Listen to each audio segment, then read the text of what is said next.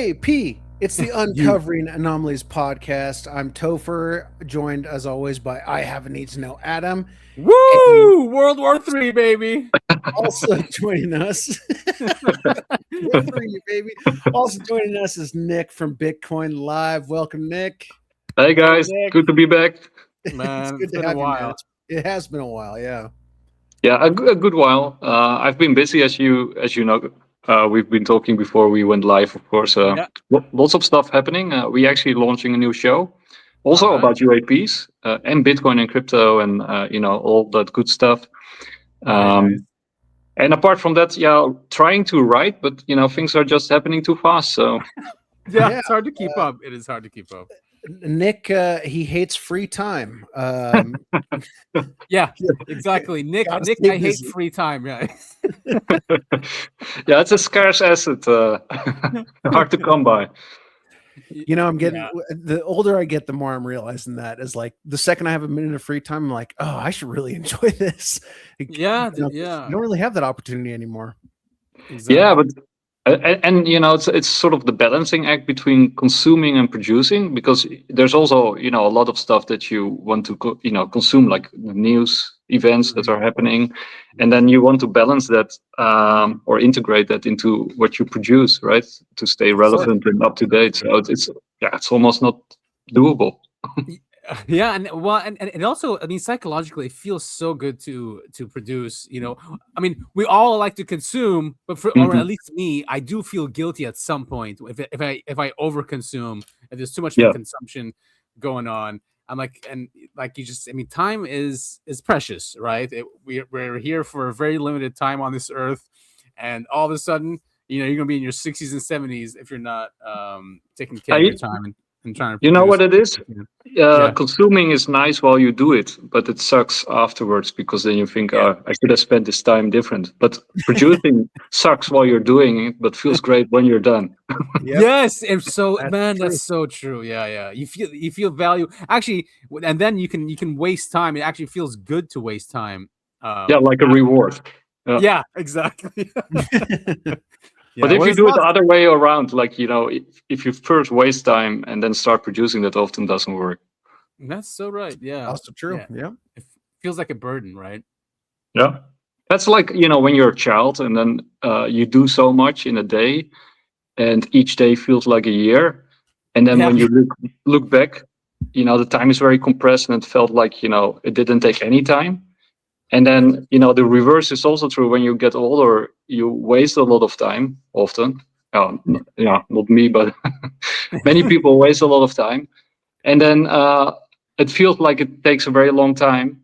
And then when you look back, it's gone. Yeah. Oh, man.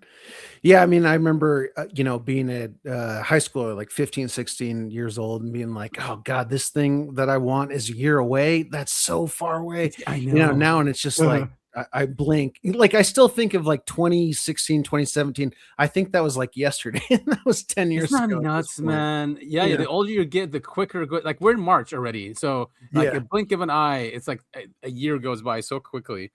Yeah. I forgot what I wanted to mention. I had to do with you, Topher. I completely forgot what it was. But all right, hopefully it'll get to me. But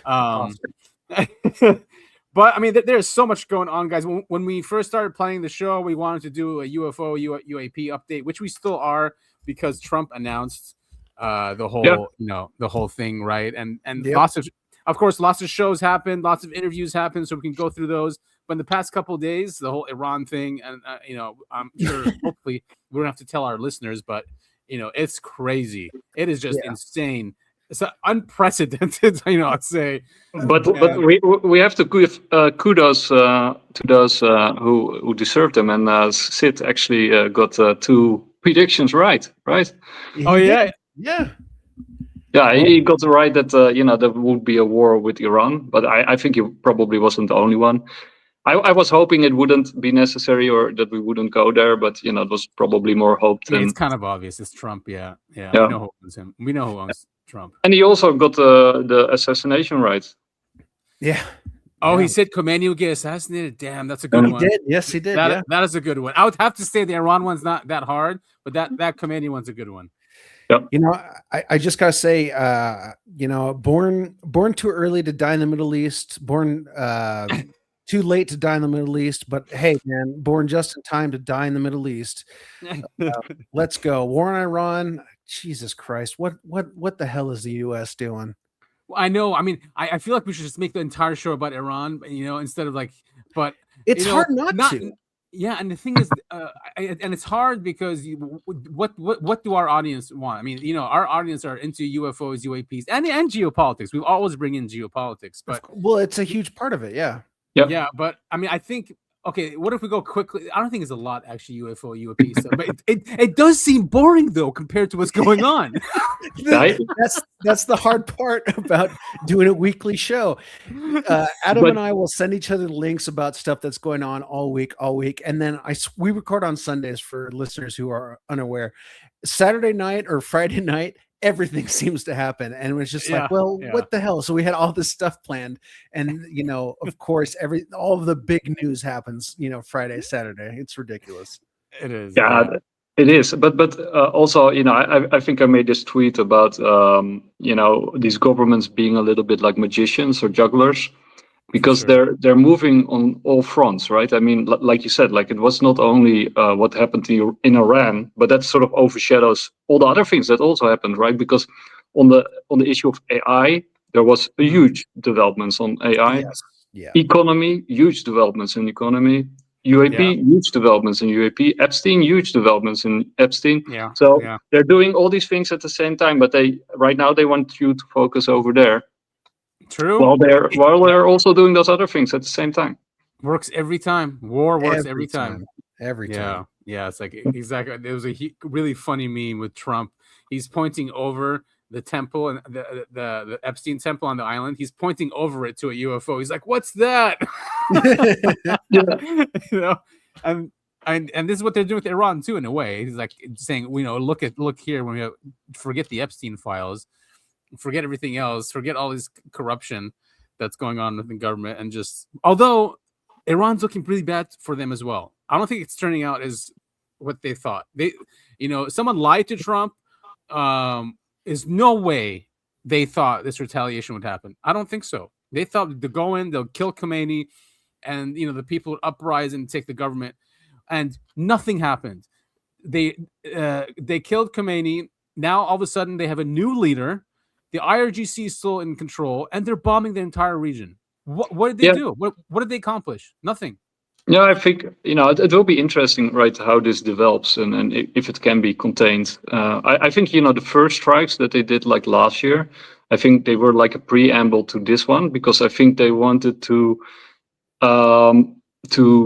if Iran actually has breakout capabilities on, you know, the nuclear front, as Netanyahu has been claiming for 30 years, then you know, you would want to take out those facilities first before you do this, right? In case they do have breakout capabilities. But if they actually do have it, I mean, those compounds are deeply underground, right? And they had time to restore or, you know, regroup.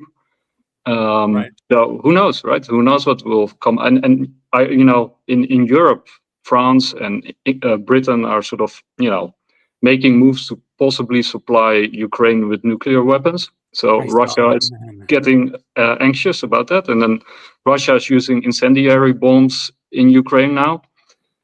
So, and then, you know, if I were Russia or China at this moment, you know, you could open a new front somewhere else, right? Like Taiwan, Sure. Yeah, exactly. Perfect time to take Taiwan, actually. Yeah. Everyone's busy. But I mean, just going quickly back to like Iran. I mean, all these interviews I'm hearing with Iranians and on the ground there, they're saying that, you know, everything they're throwing now, these are old stuff. This is old stuff. It's been sitting for a while. They're just throwing it. They're getting rid of it, and they haven't even started yet. And a lot of the munitions, the interceptors, are being depleted. You know, Doha is getting hit. Israel's getting hit bad, man. I mean, yeah. Anyway, I think I got a lot off my chest. Maybe I'm ready for UAP. What do you guys think? Yeah. Oh wait, there's aliens? Oh shoot. No, I know. I just seem so distant and stupid now talking about it, you know, but I mean, the thing is it's happening. But I think I want to highlight one thing, or at least two things. Like, one thing, I think you're right about, getting rid of those legacy weapon systems. I think, that has been happening for a while now. That they are hard to upkeep, they're expensive, and they got newer and better weapon systems ready, right there. Yeah. So that makes sense to me. And then secondly, what you see with when you look back in history is that wars often coincide or conflicts coincide with sort of as a cover or smokescreen or excuse for money printing, right? They often happen at the bottom of an economic downturn, and then you got an excuse for governments worldwide to start printing money again in order to flush the system, right? Because there's a war, there's a conflict, you need to step in. So, and at the same time, you had this AI. Basically, AI is now on the hockey stick. We're all now definitely on the hockey stick with AI. So you see deflationary pressure and cracks appearing in the American economy and Western economies, taking away jobs, dropping prices, destabilizing debt. So the money printer needs to start soon in order to keep the house of cards stable. So the war is a gift in that sense, right? Yeah. Did you hear what's happening with Anthropic and the Department of War, Department of Defense? Yes, super interesting. Yeah. I mean, which is, how dare they try to protect our privacy and the guy had an interview. He said we gave them 98% what they wanted. He said they wanted basically no limits. We can kill whoever we want. We can use it to do whatever we want, kind of thing. Yeah, our government saw the Terminator movies and we're like, hey, can we copy that? Like, what are we doing? I know. What are we doing? Like, just I'm sure they said screw the Constitution a long time ago. Oh yeah, and we can see it. But now Sam Altman is coming out and saying, "Oh no, they do protect our privacy and there are guardrails." And bullshit, man. I should probably cancel ChatGPT and go with Claude. But what they're doing is, of course, when you look at the bigger conflict, is they are in competition with the BRICS and especially with China, and China is, of course, in some sense, way ahead when it comes to AI. Right? They have unlimited data that they can use. They have no red lines or guardrails. They have what they call gladiator venture capitalist, right? They are, no, that's actually a term that they use. That's there. Cool. I've never heard of that. That makes a lot of sense. I love it. Gladiator capitalism. Because they are, it's really cutthroat and they can copy paste each other's works. They look at Silicon Valley and they laugh because they're so sluggish and slow. No red lines. There's no, because there you have you can defend your ID or you can't allow it to be copied by others. And in China, it's just the strongest survive. It's like it's a free market to the max, right? So law of the jungle. Law of the jungle, yeah. So they are very flexible and adaptable, and and they don't have privacy laws. They don't have a constitution like we do, right? So they can finally, the government is in full support of what they do, right? So it's like they got all the government resources at their disposal, which is, of course, that's what America is now trying. They're trying to copy and compete with China, and that's also what's happening with Anthropic and now with OpenAI. Who would have thought that capitalism would have destroyed the Constitution when this country was set up with those two in mind, right? The Constitution and capitalism. The founding fathers really believed in capitalism. But basically, what it's capitalism on the way up, and then you got crony capitalism, and then it's communism on the way down. But the problem is broken money, right? If the money wasn't broken, you could actually have working capitalism. But that's where it goes wrong. Mm-hmm. True, and once you have a central bank, that's not capitalism anymore. When that's central planning, and central planning is communism, socialism. Yeah. Now, I just want to start with this because you were talking about AI and people losing jobs, and I remember this clip, and obviously this is AI, but this is hilarious. Really yeah, I don't know if you've seen this, Nick, but you would definitely see the humor in it. By 2030, almost 80% of people had lost their jobs. They had no money, no purpose, but they had a lot of time on their hands. The less people actually did physical work, the more they wanted to appear as if they did. What if we could use the energy of humans to power the machines that took away their jobs?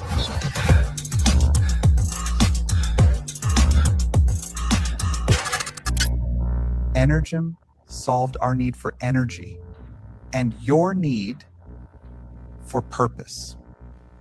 Yikes. By 20. Oh man, It's nice. yeah, Yeah. pretty brilliant. Lot of truth in there. Yeah. Right?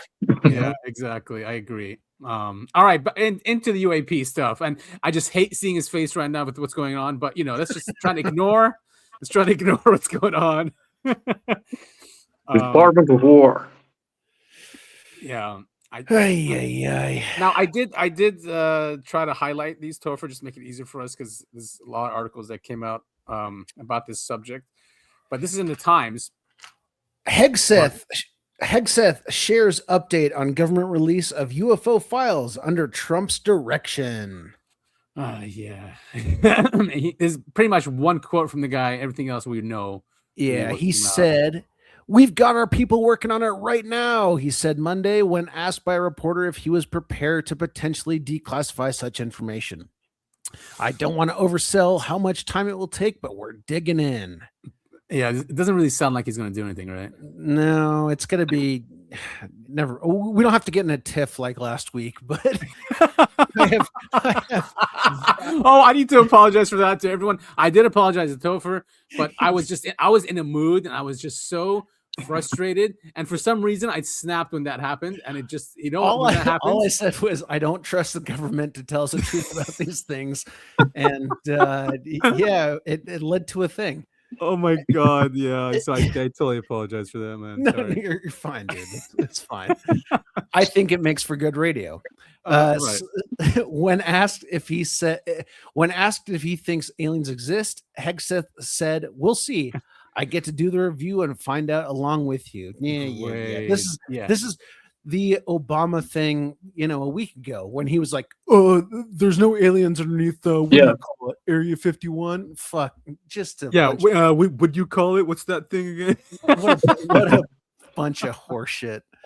Yeah, but Obama was interesting.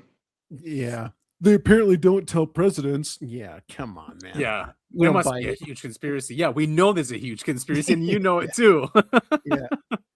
But Obama really framed it like a lawyer. He's a lawyer, of course, with his background, but he kept it as open as possible so that he could you would always have this plausible deniability, but sort of the things that he said in combination with each other, even though he can deny each of them, which he did. But it's interesting that he put it the way that he did. Yeah. And then he had to come out and clarify, a day later. Oh, right. I'm just saying, I think that alien life exists out in the universe, but we haven't found it yet, or whatever the hell he said. But I mean, it's the same thing. Hillary testified to Congress the other day, and she said, "Well, as far as I'm aware," or whatever however she put it, "I've never met Epstein." Like in lawyer speak, it's perfect. As far as I'm aware, that gives you a lot of leeway, right? But to the people who don't know Dr. G has a really cool YouTube channel, and he's you shared that. Yeah, I saw that. He's good. Yeah. I've been following him for a very long time, and it learns you about human psychology, but also body language and indirect expressions. Something that you express without even knowing that you're expressing it through your body language. Yeah. And he did a reading of that presentation by Hillary. And it's the things that he pointed out in that video are very, very interesting. So from her body language, he's actually hired, by in court cases and for high criminals and stuff. He says, from her body language, she clearly does know Epstein. Well, yeah, I mean, Epstein is visiting the White House when Bill was in charge. Ghislaine was at her daughter's wedding. I mean, these people were very closely tied. Exactly, like really close, not just like acquaintances. Go ahead, Nick. No. Yeah, but watch that video. It's because it's very interesting where she tells the truth and where she doesn't tell the truth. Because you sort of without knowing it, you want to amplify or amplify when you are telling the truth or when you know when you think you're right, and you want to sort of downplay or ignore or hide when you're lying, sort of. And it's very interesting where she is clearly not telling the truth and where she is telling the truth. So I'd like him to do Bill Clinton, because Clinton just released a video about Epstein, and that guy's a great liar, man. he's the best. Yeah, he's the best. He is the best, right? All I know is he did not have sexual relations with that woman. Remember that? Yeah. With his thumb up in his hand. I did not. He did some readings of Clinton. Yeah, Clinton is a very interesting fellow. But so far the only release that he did was a pre-recorded thing, and then then it's almost impossible to get a good reading from something like that. I did not know that. So it's better if it's off the cuff live. Yes. Okay. He also did Pam Bondi. That one is also really good. He did the one that I'm sure that's fun. The one when she went to Congress. That one. Very interesting. The Dow. The Dow. Yeah. The Dow. A 50 thou.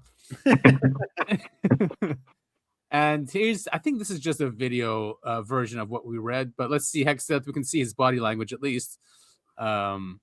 He's answering the question that she asked. Protect our assets. 3 days ago, President Trump directed you to begin the process of identifying and releasing the UFO and UAP files. I mean, did you ever think that you would be the Secretary of War in charge of potentially declassifying extraterrestrial life to the American people and the world? Did not have that on my bingo card at all. Are you prepared to do that now? Of course. I mean, we've got our people working on it right now. I don't want to oversell how much time it will take. Right? We're digging in. We're going to be in full compliance with that executive order, eager to provide that for the president. So there'll be more coming on that as far as the process of what we'll do. And what sort of time frame? Do you have any sense for how long this is going to take? I don't have a time frame for you yet, but stand by. The for office. Wait, did you guys see him laughing when he first heard the question? He was cracking up, and then he got serious. No, actually, I was laughing, so I missed it completely. Well, this is actually this is like the first time I actually see him move. Oh, really? Yeah, you're right. He's usually not very animated. I think here, she starts asking. He cracks up. 3 days ago, President Trump directed you to begin the process of identifying and releasing the UFO and UAP files. I mean, did you ever think? See, then he got all serious. Yeah. Yep. Oh man. Yeah, it feels like the U.S. government, for whatever reason, is not going to take this seriously. Right. Yeah. The thing is, this war is not going to help. As usual, when disclosure happens, something happens. In 2001, the disclosure movement, was a month before 9/11 happened, right? And that was the real serious one. They were all ready to go to Congress. They were all ready to testify, and then boom, and that's it. War on Terror happened. Everything got more declassified. So. Yeah, I mean, and credit to the American people. Everyone is so sick of government bullshit nowadays. Everyone is just we're up in arms about the Epstein files and UAPs, and we're like, we're ready, and they can start this war in Iran and do all this stuff in the Middle East, but people are still going to be like, no, I don't. This isn't another 9/11. You can't distract us from what we want. Yeah, I'm seeing a lot of that. Like someone's like, I don't care if World War III happens. I'm not forgetting the Epstein files. Yeah, and that's the right, in my opinion, that's the right attitude to have. It's mature for sure. Yeah, I think people shouldn't give up on the UAP files, not on the Epstein files, and I still think those two are intimately connected. They are. Yeah. And as well, basically everything that's happening right now is connected, right? I mean, the economy, AI, war. Even Iran, because Iran, for them to implement like this new financial system and stable coin, they need the entire planet, I think. They can't have anyone not going along with the program.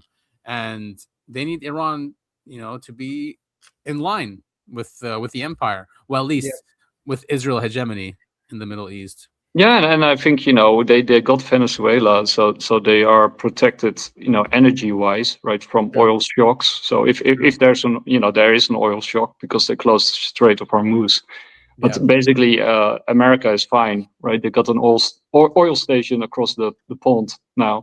So but for the BRICS, this is a real big deal, right? Because if they lost Venezuela, if they also lose Iran, they also lose Iraq. So that only leaves Russia, and Trump is doing everything to get Russia into its orbit. So and it becomes very, do you want to stick with the BRICS if you're on the losing team? I don't know. That is a very important perspective, I think, that maybe people don't really look at, and this should be looked at from a BRICS point of view. You're right. Venezuela is part of BRICS, and it's a huge oil producer. Iran is part of BRICS, and it's a very strong foundation, I think, of BRICS. You take those two down, what's left? And you saw leading up to the conflict, you saw China stacking up on oil for at least a couple of months supply, because I think they get like 80% from Iran, something along those lines. And America was stacking up on its rare earth minerals, which you also need for war, also for a couple of months.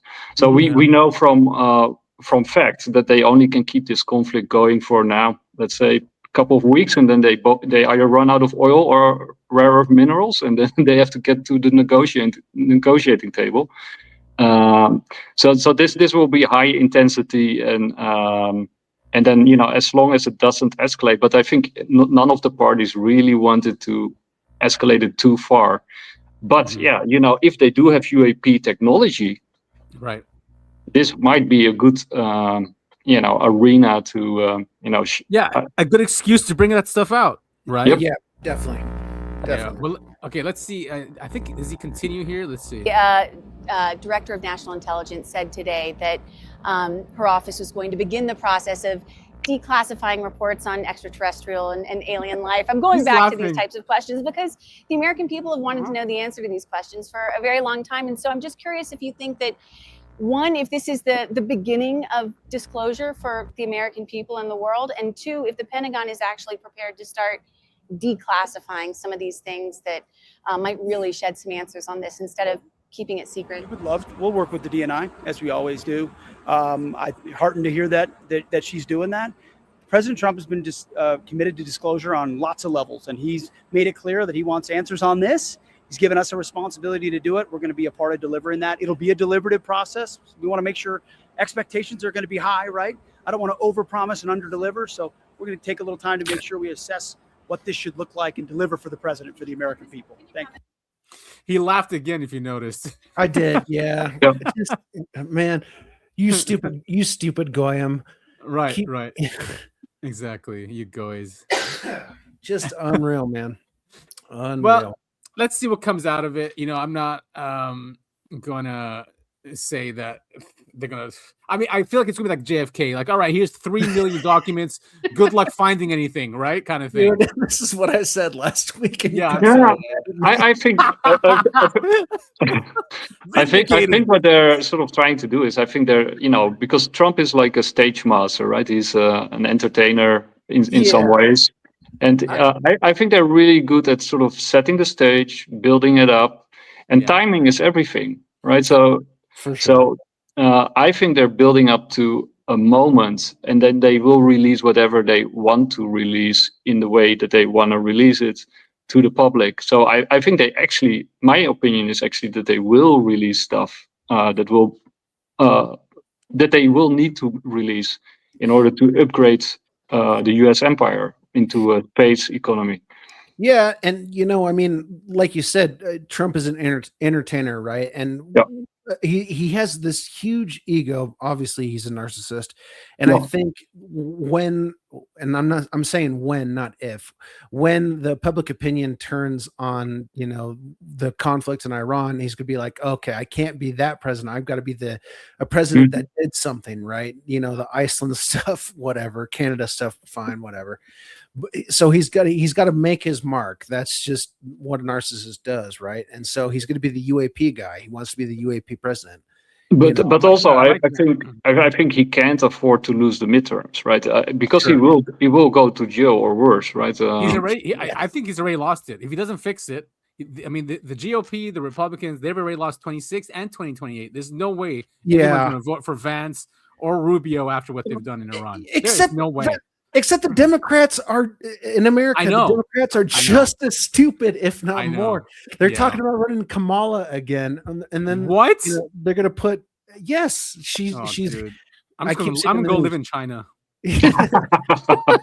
or they're gonna, what I think is gonna happen is they're gonna push Gavin Newsom as like the quote unquote normal president when he's just as much a psycho. Did you see in the news him saying, "Oh, I scored so low on my SATs I can barely read." God, He's talking to like people, a bunch of so black embarrassing. people. So embarrassing. bad, dude. American politics. I can't even read, Yeah, he was saying I got a 960 on my SAT, and I can't read like a lot of you guys. Did he say that? Like a lot of you guys or something?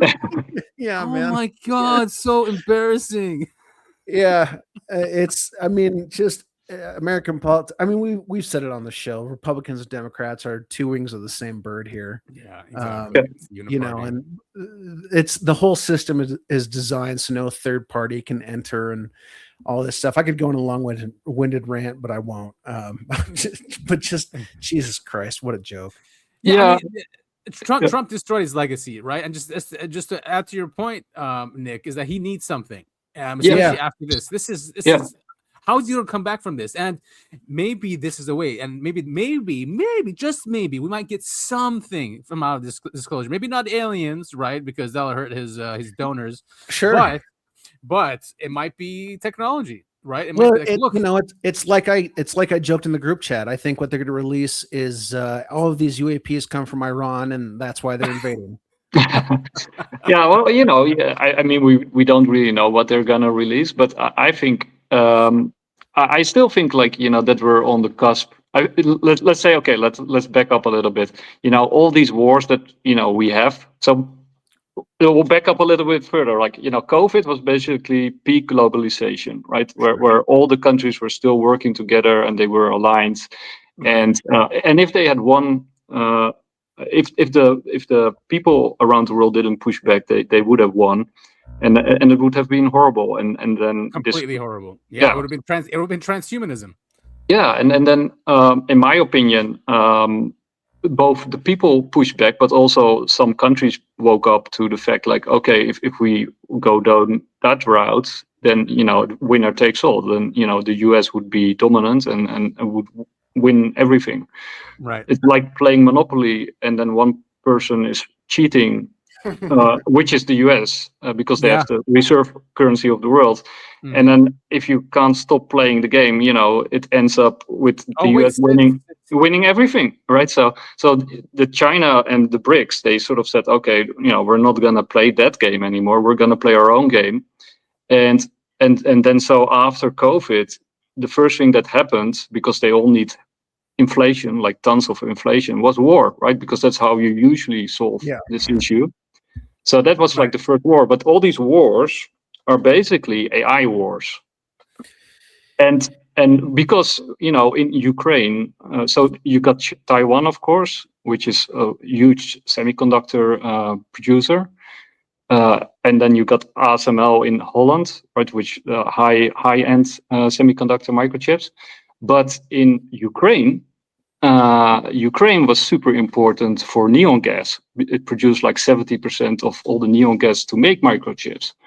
And you also had the boycott of Russia from getting microchips, which sort of forced them into the war, or at least exacerbated the war. And the onshoring of microchips towards China was, started even before that, right? So you see, actually, you can look at all these wars and conflicts through the prism of AI, and when you zoom out even further, then the AI they aren't AI wars; they are space wars. What we can call these, looking back in the future, these weren't the first AI wars; they were actually space wars. So yeah, I mean, actually, yeah. Well, the first, I mean, they are space wars already because they all use satellites. Actually, the first space war was the Iraq War in '91. That was the first space war. Yeah, go ahead. Yeah, but I mean also with the target or the goal is towards space, right? Because you need AI in order to become a spacefaring for sure.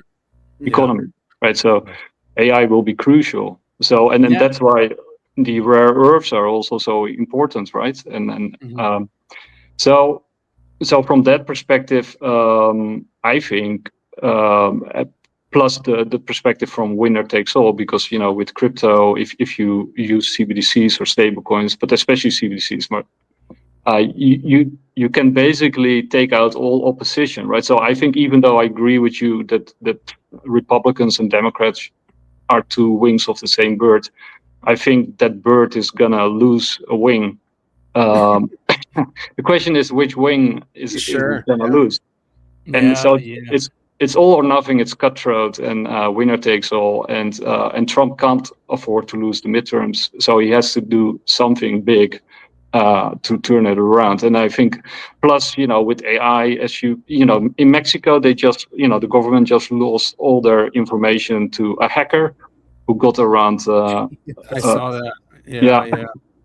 So basically, I mean, the midterms are in November, so he doesn't have that much time. I mean, what's happening in Iran and in the Middle East is a mess, and the repercussions are not gonna be a joke. It's already like he destroyed allies. Like you're talking, this decision what he's done is going to destroy Dubai. It already has, right?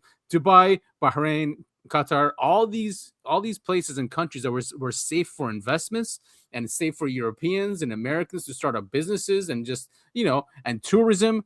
It's just gone, and they're still getting hit. The Burj Khalifa, Burj Al Arab, Palm. You're talking about like these places where like it was like a utopia. Like seriously, I'm not kidding. Like, and it was just always safe. You got cheap labor. You got people doing stuff for you, and I don't know how he's gonna get out of it in 6 months. I don't see it. Even unless he's like, look, here's the crafts from Roswell. Here are the aliens. It's gonna have to be something like that. Like well, why not, right? I mean, because just you guys also know Whitney Webb, right? Yeah. So, and she made she does a lot of interviews. Of course, I don't follow all of them, but she also does these short clips. And in one of those clips, she actually makes the same point as I do. It's like with Epstein, basically they don't need Epstein anymore. Right? They now got Palantir, so you don't need to blackmail people. You don't need this whole operation anymore. You can do it just in real time. So you can sacrifice that entire thing because you don't need it anymore.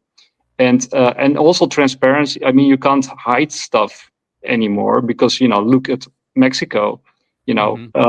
So why not use your weakness as a strength, right? Just since you can't hide it anyway, use it in your advantage and just throw it out into the open, create more chaos.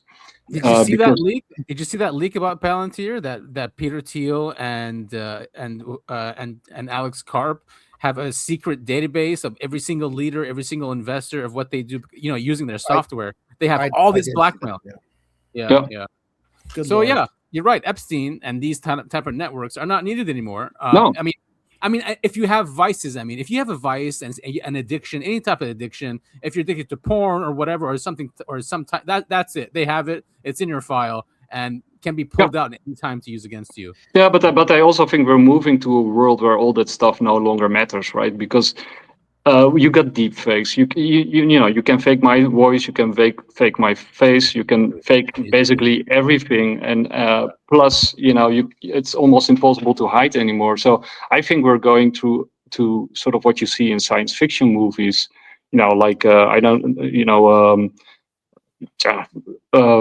what's The Fifth Element, for example? You see people walking around half naked, crazy hairdos, crazy outfits. Because I think in the future, people won't have privacy anymore and they don't really care anymore what other people think about their vices. They will celebrate their vices. And I think they won't be blackmailable anymore. So how would you control people then? In that, so if there's no fear of vices or no embarrassment or shame, how how can you control someone's, I don't know, someone becoming prominent or someone? But already... we already know the answer, right? Yeah, because that's crypto in CBDCs, right? I think people don't realize the power of a CBDC. I sometimes talk to my younger brother about it, and he says, "Yeah, but Nicholas, we already have digital money, right? So what's the point? What's the difference?" Programmable though, right?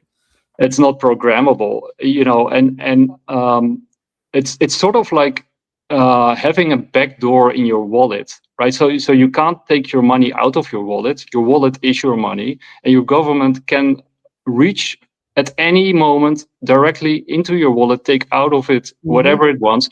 It can say on who you spend it, with whom you spend it, when you spend it, how long you spend it, how much it's worth, what you spend it, in what area you can spend it, for how long you can spend it.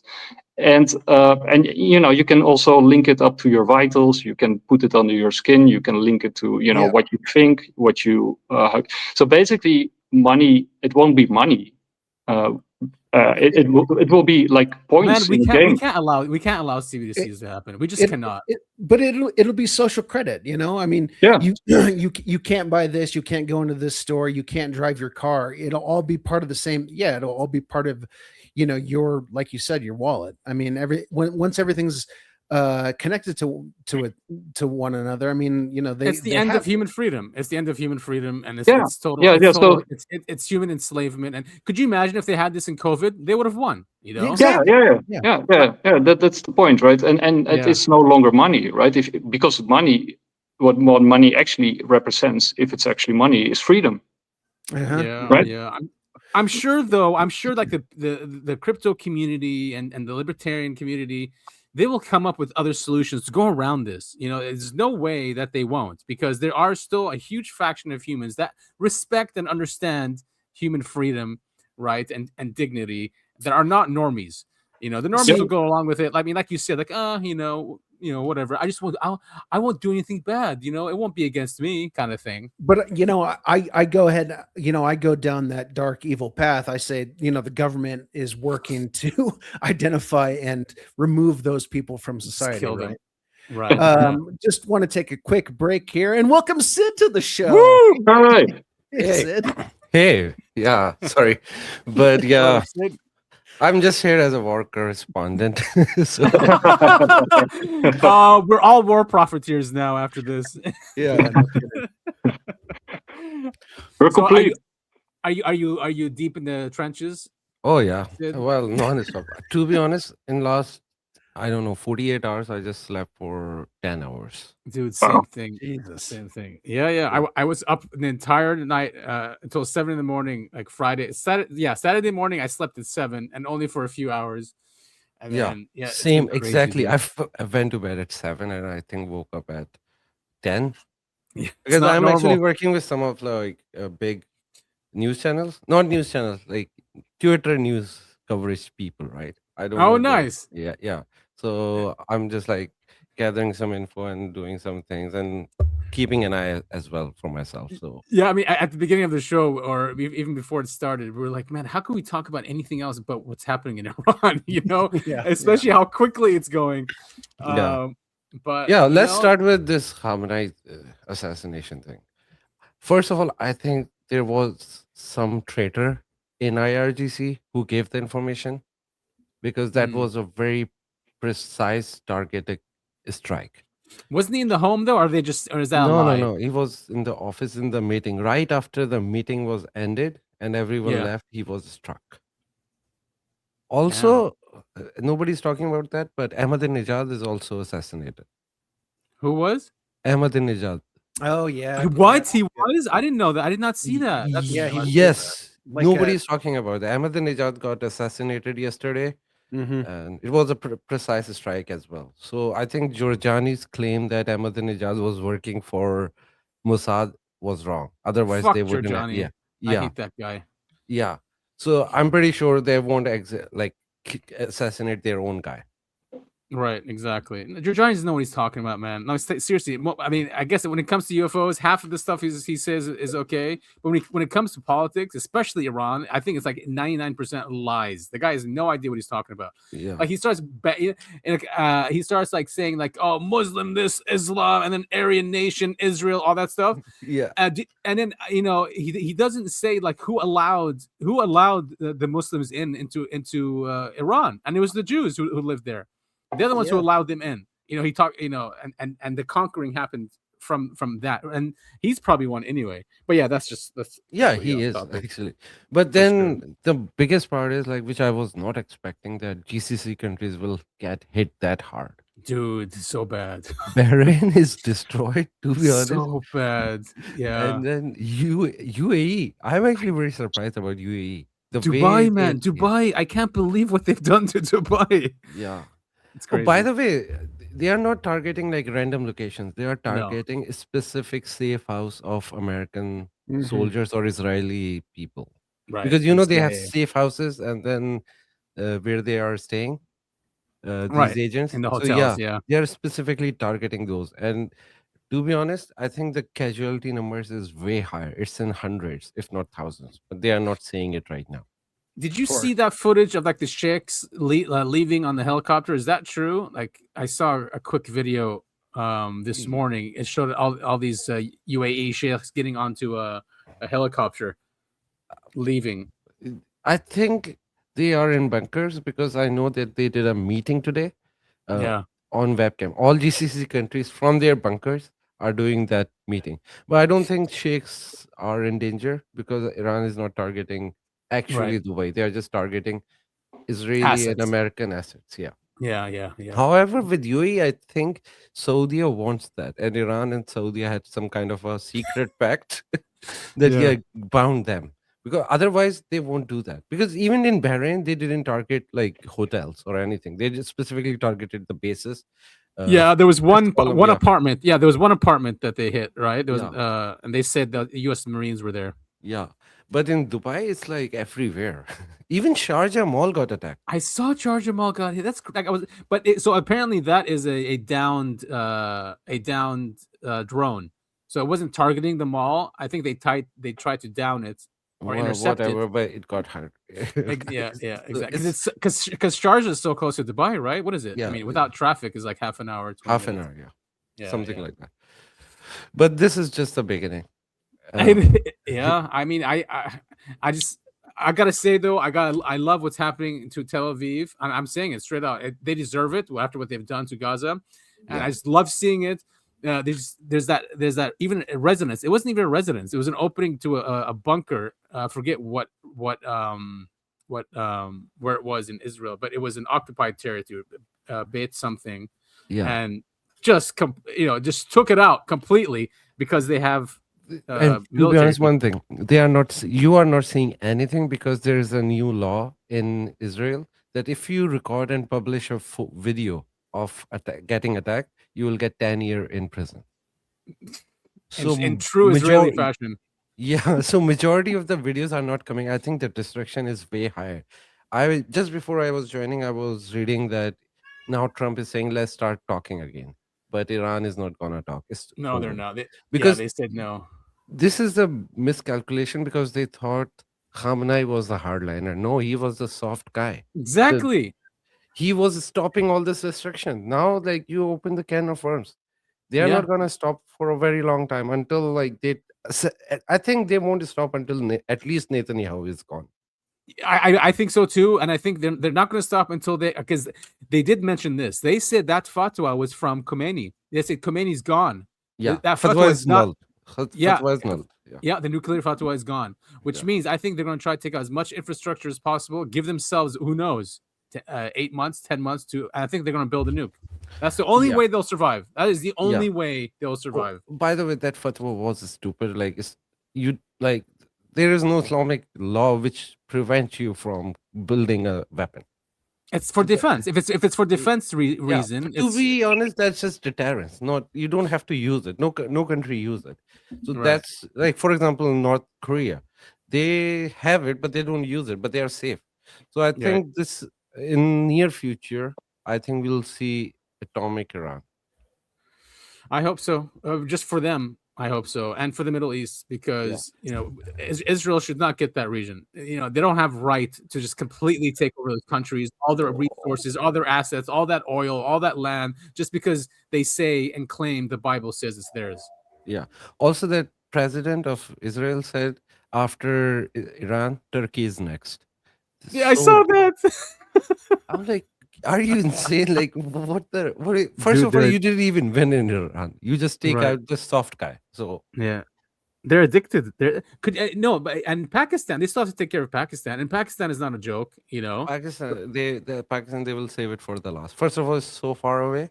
Second, they are Yeah. nuclear power, so I don't think they will touch them directly. never I think they will use India for that. But then, and that's why he brought Modi in for Yeah. that whole stupid Yeah. weekend. Yeah, but even Modi is not that stupid because the last war that had Pakistan, like it was last year, Pakistan destroyed it. Not destroyed, but like they defeated completely. They It was quick take too. down. It was like one day actually, Mhm. less than a day. But they took down their 7 jets. That was Yeah, insane. it was pretty embarrassing. Yeah. So I think. Oh, one more thing. In Pakistan, the American consulate was attacked by angry Pakistanis. Oh, I saw that, and then they got shot though. 9 people are dead already, and like dozens are injured. What a mess! It's just all a mess, and Trump Also is in such an idiot. in Baghdad, U.S. Mm. embassy is attacked. Oh, yes, I saw that as well. Did they get through? Well, they are. If not, then they will. But I think they're burning something outside. The Iraqi Shias are not a joke, and they're united now after what happened to Khomeini. Yeah. In Iraq, even the Sunnis are like the regular Sunnis, not the Kurds, but the regular Sunnis are not like fighting Shias. Mm-hmm. They are like kind of in unison. They work like together because Iraqi Sunnis are Sufi Sunnis, and Shias and Sufis are very close to each other. Of course, yeah. I did not know there were Sufis. I remember when I worked there in 2003. They told me that they didn't know who was Shia, who was Sunni. They said we had no idea about these things until the Americans came in and started labeling them. They said we intermarried. It didn't matter. Yeah, Shia, like Sunni, Shias and Sufis are so Kurdi. common, like it doesn't even you can't even point out the difference. So they are very nice to each other. Yeah, but there is like an extremist group, right? Which is Salafi group. Of course. That is also in Iraq, which is ISIS. But other than that, the majority of Sunnis are very friendly with Shias. Of course, yeah. I mean, yeah. And By the way, Salafi- even Kurds are not sectarian because in Kurd you have everyone: Christian, Muslim, Shia, Sunni, all of them. The guy who told me that, by the way, was a Kurd, and his nickname was Abu Ari, which means because the Kurds think they're Aryans or something, so that's what Abu Ari, right? Yeah, is an Aryan, and I'm like, wow, like I was so fascinated by that, like, yeah. Because also, Nick told me about the blood moon, and he asked me for any prophecy, and turned out there is a prophecy for 13th of Ramadan. If there's a blood moon, that's a sign of end of time. Nick, do you want to elaborate on that? I sent it to you in the group chat. Oh no, not in the group chat. I think on the private chat.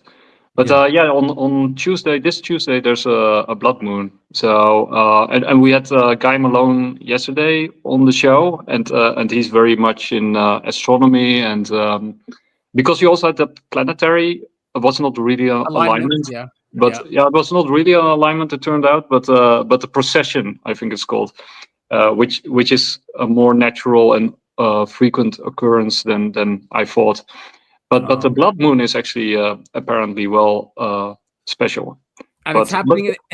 It's happening in Purim too, right? Which is the Jewish holiday. Could be. Which is linked to Persia as well. Yes. Yeah. Purim. True. No, this is when Persia came and protected Jews from Nebuchadnezzar.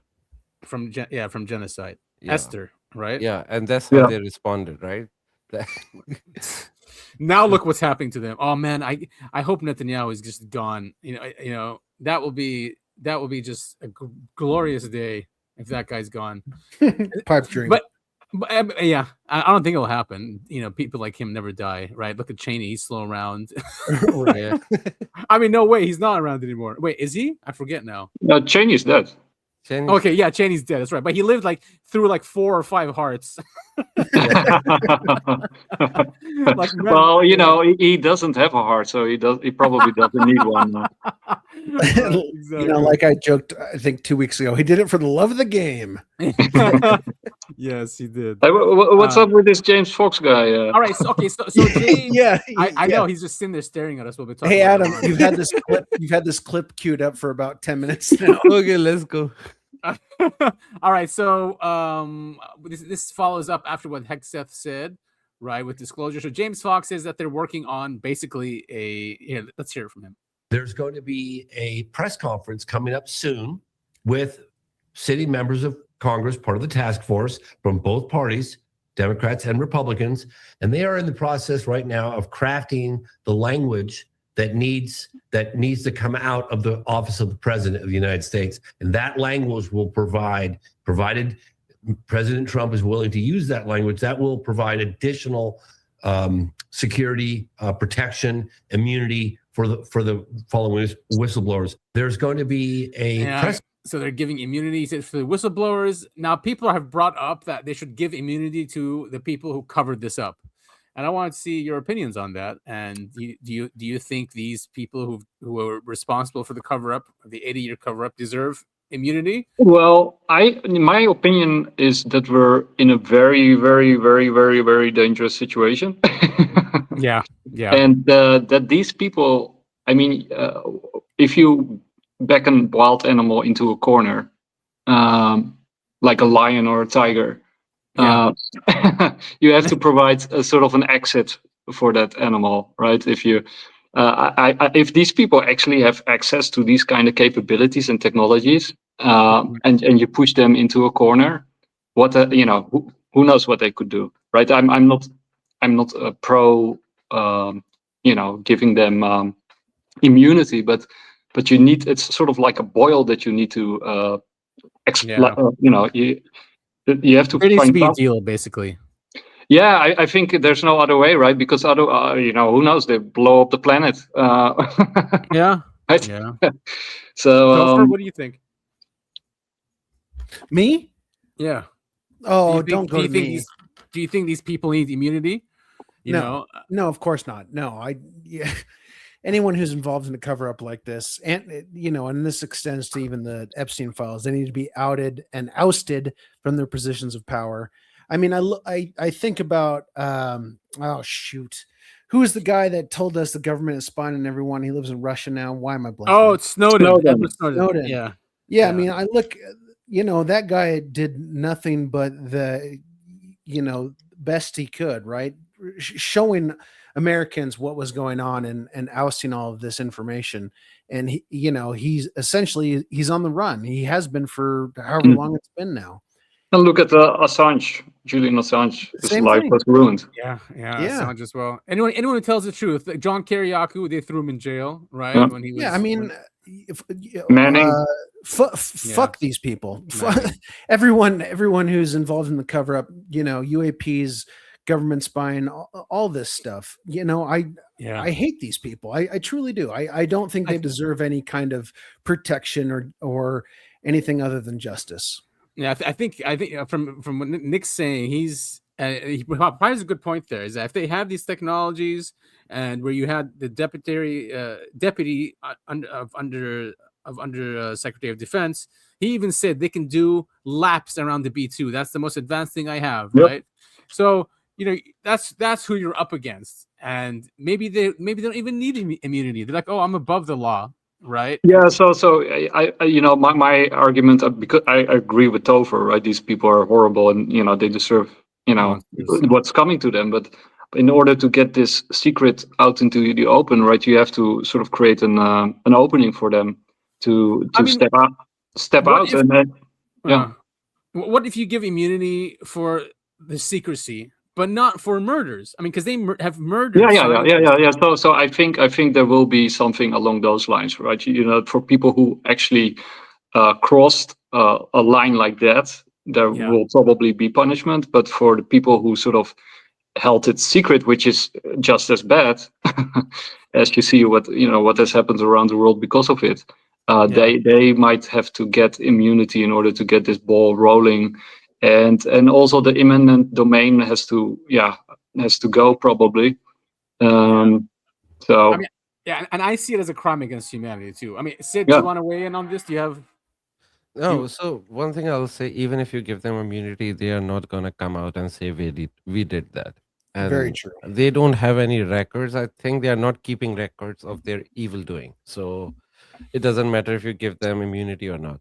But they're like, I will say give them immunity, and then the moment they confess, just take that back and hang them. Hell yeah, Sid. Hell yeah.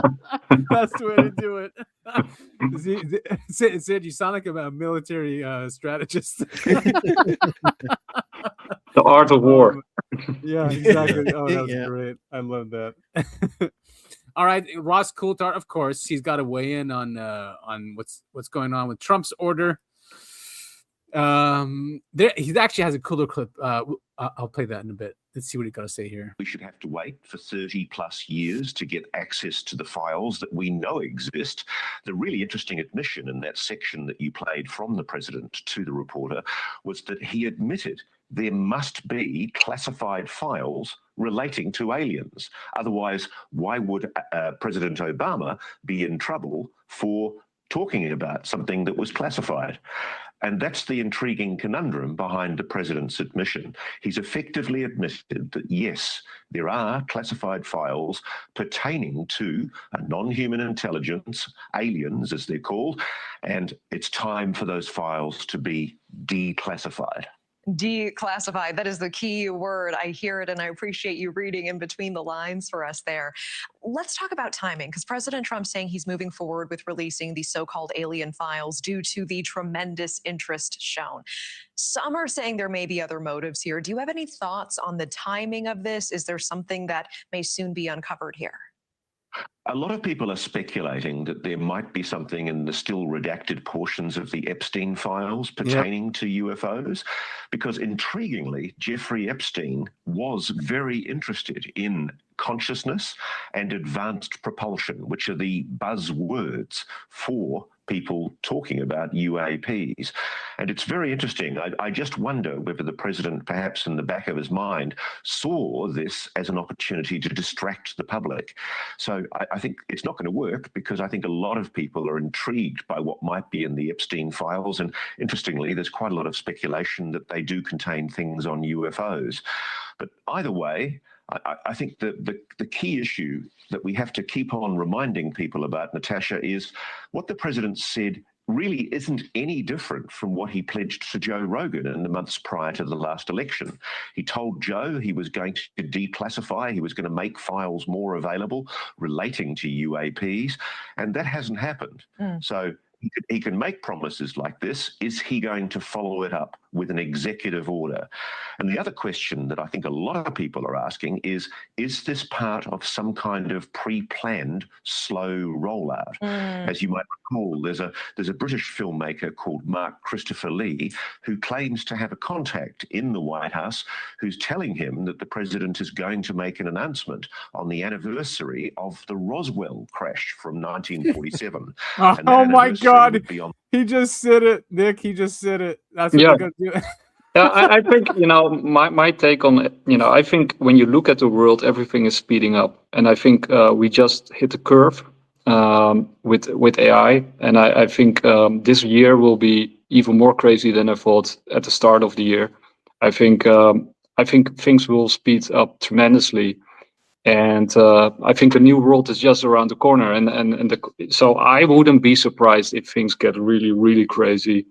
And they just, I think they, so my take is they weaponize all these files, right? The JFK, I think they are weaponizing the JFK files, the MLK files, the UFO files, the Epstein files, and they're setting the stage. And it's all about timing, because people have very low retention spans.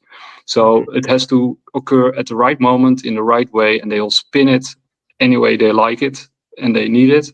And then for full impact, to achieve full impact. And I think, so I think brace yourself. I think it will, this year will get really, really crazy. Yeah, and regarding AI, I also have an update that they use Cloudflare AI to assassinate Khamenei. So I'm sure. It wouldn't surprise me. They already in a bit.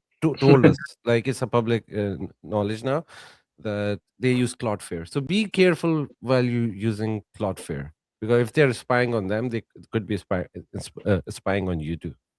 So yeah, and Cloudflare is an Israeli company.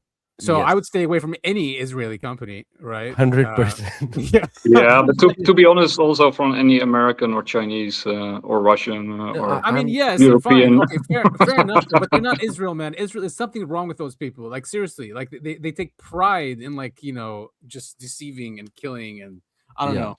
Also, with if you ask me if there's US, Israeli, and Chinese, and I have to pick one, I'll pick Chinese. I'll go with Chinese, yeah, because that's like the most safest option Isn't that in crazy? this world right now. I can't believe. I mean, I live in a world where I would rather take Chinese technology and trust it over United States. I mean, but yeah, crazy. It is great. It is crazy. What a sad state of affairs, It is. That's that a country like China, a communist country, which we were brought up and brainwashed to think it has no morals at all, right? Actually has more empathy and morals toward humanity than the countries of the West who profess that they care about that. It's just it really is mind-boggling. It could be a psyop from the Chinese too. Who knows these days? Yeah, seriously. And they've convinced us of that. I don't know. Yeah, I'll just stick to individuals. Okay, yes, I like that. Right, exactly. No, I will generalize, man. It's very. I think it is very important to focus on individuals as individuals, and to judge people as individuals, right? Because we are judged anyway. And I mean, nation states are sick to the core, right? I think to become a nation state or to become a country is basically to sell your soul. So I don't, I wouldn't trust any government on the planet.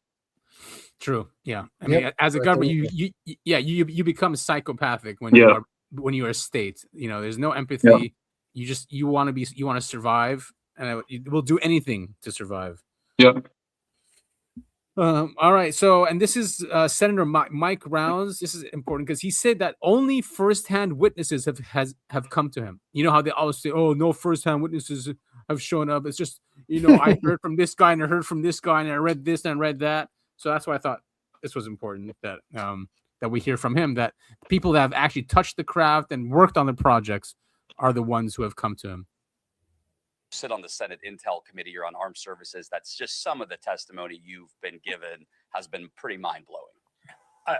I can share with you that the only folks that we actually sit down and talk with me personally are people that have firsthand knowledge of either a program or that have personal firsthand knowledge of actually seeing something or touching something that to them was not explainable. And there is something to this. I just simply don't know what it is. And to tell the American people that we do know what it is just simply wouldn't be truthful. There are certain phenomena that we simply can't explain. What we do know is that there are objects that are out there that have been caught on film by reputable, real members of the armed forces of the United States that we don't know the answer to what they are or where they come from. So I thought that was interesting. Isn't this the same information that we were quote unquote given in 2017? Like literally word for Pretty word. much, yes. It has not evolved since then. I mean, you're right. It hasn't. Well, I think I disagree a little bit because you see them moving towards first, like UFOs in the sky. The encounters like with David Fraser. Was it Fravor or Fraser? Anyway, Fravor, the pilot, and then and other pilots, confirming that these things in the sky are real and that you have a sky security problem. And now then we sort of move towards, people investigating the government, like David Grush. Basically, and something that I also want to highlight is, all of this started in 2017, like under Trump 1.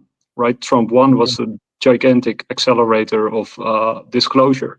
Yeah, You know, it was. and David Grush is from the Space Force, right? He's connected to the Space Force, which was also started with Trump.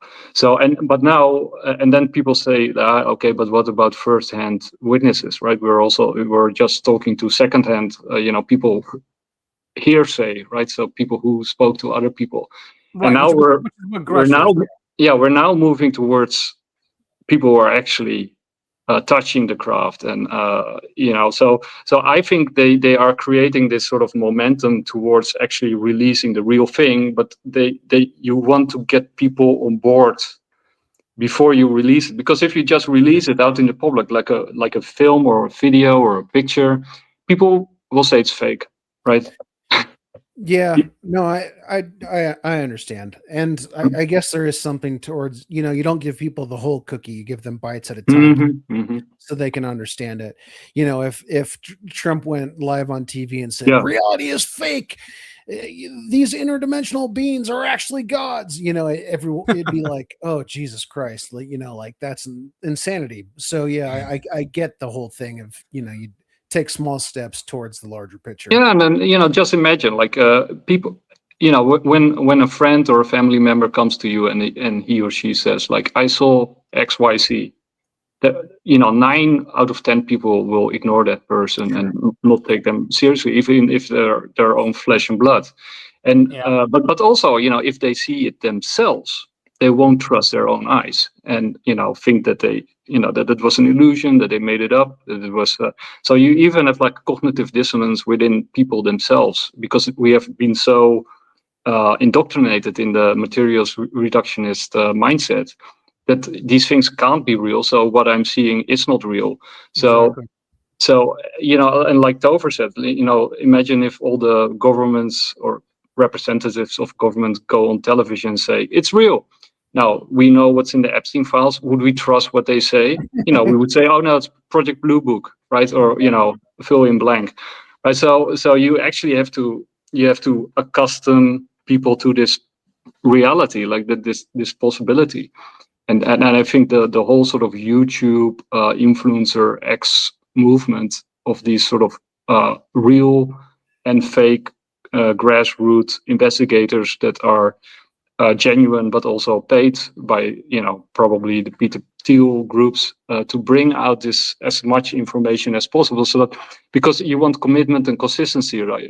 Like Robert Cialdini says, you want people to. You first want them to commit to something before you can reveal the whole thing. So you start with little things, and then you say, if you accept this little thing, then you also have to accept that little bigger thing over here, and then you have to accept this really bigger thing over there. But you have to build it up, right? Yeah. Otherwise, it doesn't work. Yeah, and we'll show. I mean, Psychology Today came out with a great article. We can skim it as well, and they go through the psychology of this, and they're trying to prep people up. Psychology Today is a huge publication, so they are part of this, and they're trying to get people ready for disclosure, which I think is very important. That's very important work they're doing, and that's and like what you mentioned, you have to, if you're going to do this and you're serious about it, and you don't want chaos, and you don't want people going insane. You have to do it, or to ignore it. Or exactly. Or to ignore it. Now, of course, these guys come in, right, and they don't talk about the Collins elite in this article. But we know, I mean, I was going to say, I was trying to to lead into this article, but the Collins elite, that's something that we probably should discuss at some point. Yeah. Trump faces Pentagon revolt as "quote unquote" demon fears stall UFO declassification bombshell. Insiders claim religious anxieties and interdimensional theories are slowing the release of the long-awaited UFO files.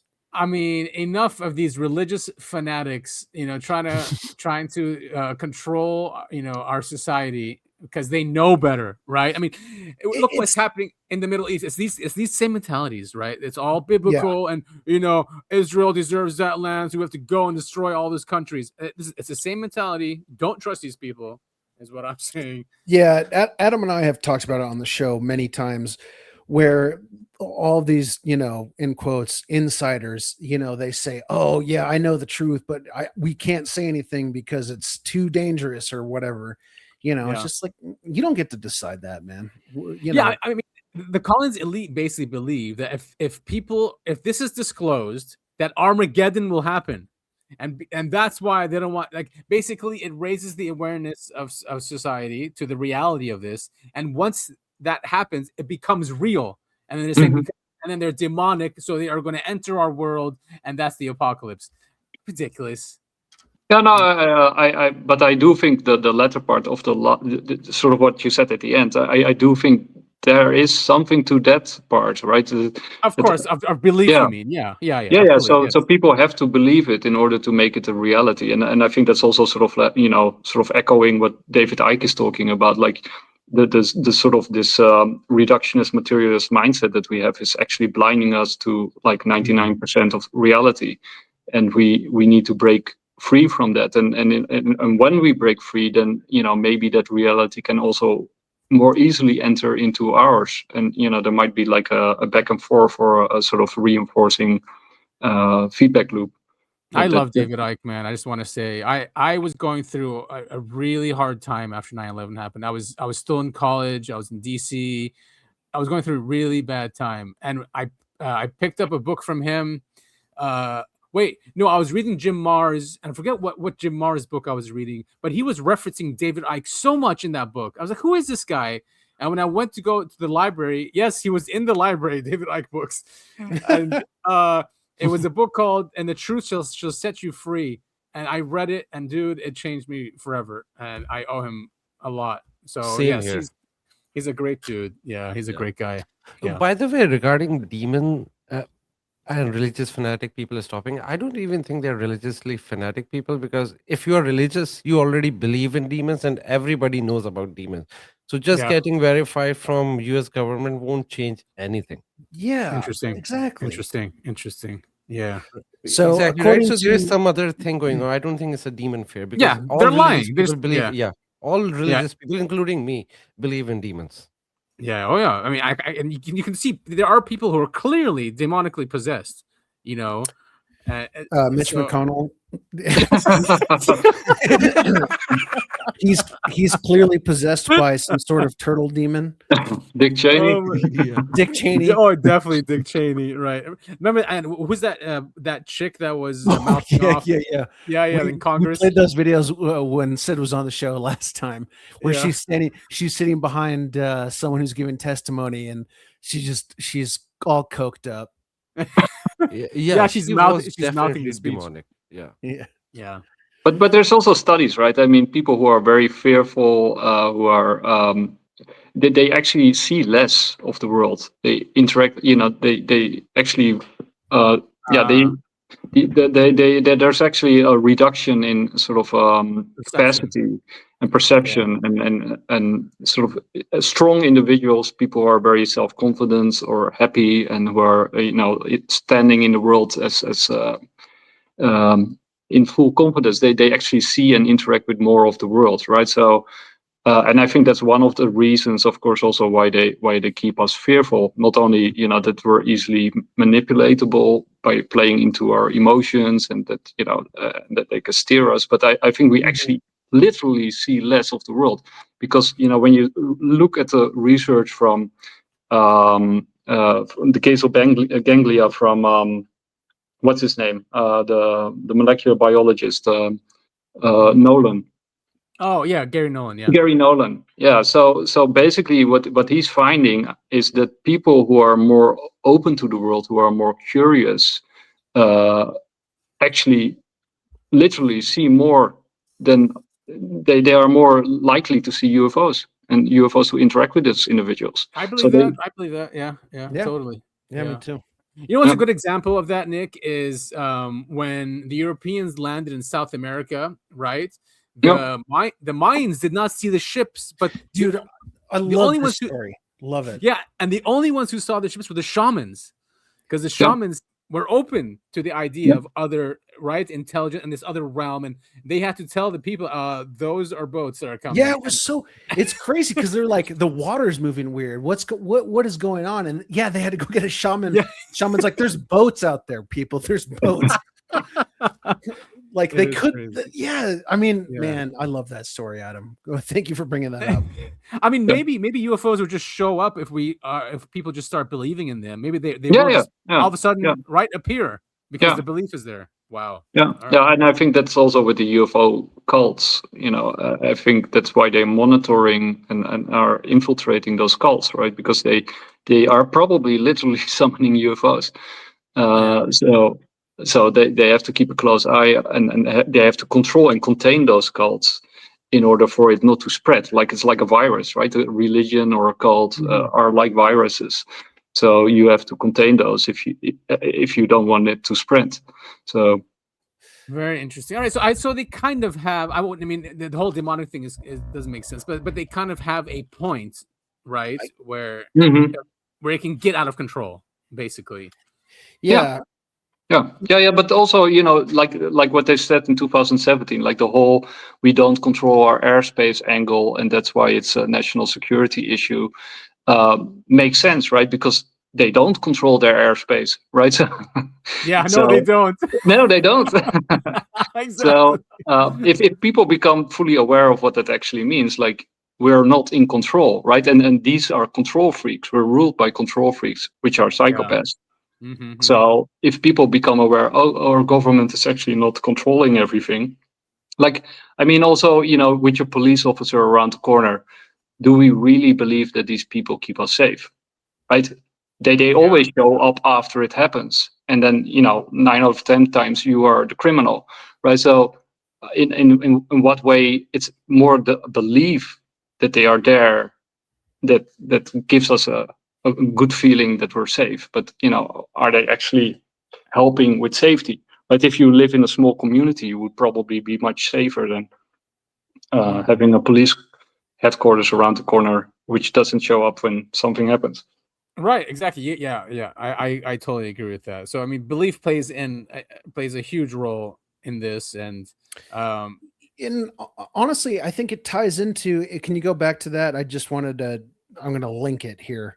Go back to that last article. Yeah, some Pentagon figures believe the UFO phenomenon may be linked not to extraterrestrials, but to interdimensional entities.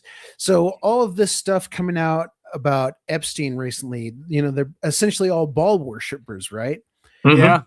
Like it's crazy that all of this is connected. I think Adam and Nick, both of you have said, all of this is connected, over and over again throughout the show. Definitely, 100%. Yeah, 100%. And that's why they don't want you to pull those threads, right? Because it's all connected. So if you start pulling Epstein, or you start pulling JFK, or you start pulling UAPs, you start pulling all of those things, and it quickly unravels, right? And then you have to start assassinating people again, right? And it's not exclusive, to them. And that's what they want to keep. They want to keep this exclusive to them. They want to keep this relationship with whatever these entities are to them. And not because once individuals start believing in this and really believing in this and start communicating themselves, nothing's going to stop you, and nothing's going to stop a communication channel happening. And it's also very interesting when you sort of take a philosophical perspective, because you got the Enlightenment, which started like in the 17th century, in France, and that spread all over Europe, and then eventually all over the world. But so that's where we get via Descartes this sort of materialist, reductionist, measurable positivism that is ruling, the world that we know today. But it's very intriguing that at the top, the echelons, like the elite, they kept this irrational Baal worship. What the hell are they doing at the top, right? There was no occult. The occult survived, and it went two ways, right? It went to the bottom, where you got small groups of people who still believe in this stuff, like witches and these small enclaves of people who still believe in the occult, and at the very top in Hollywood and in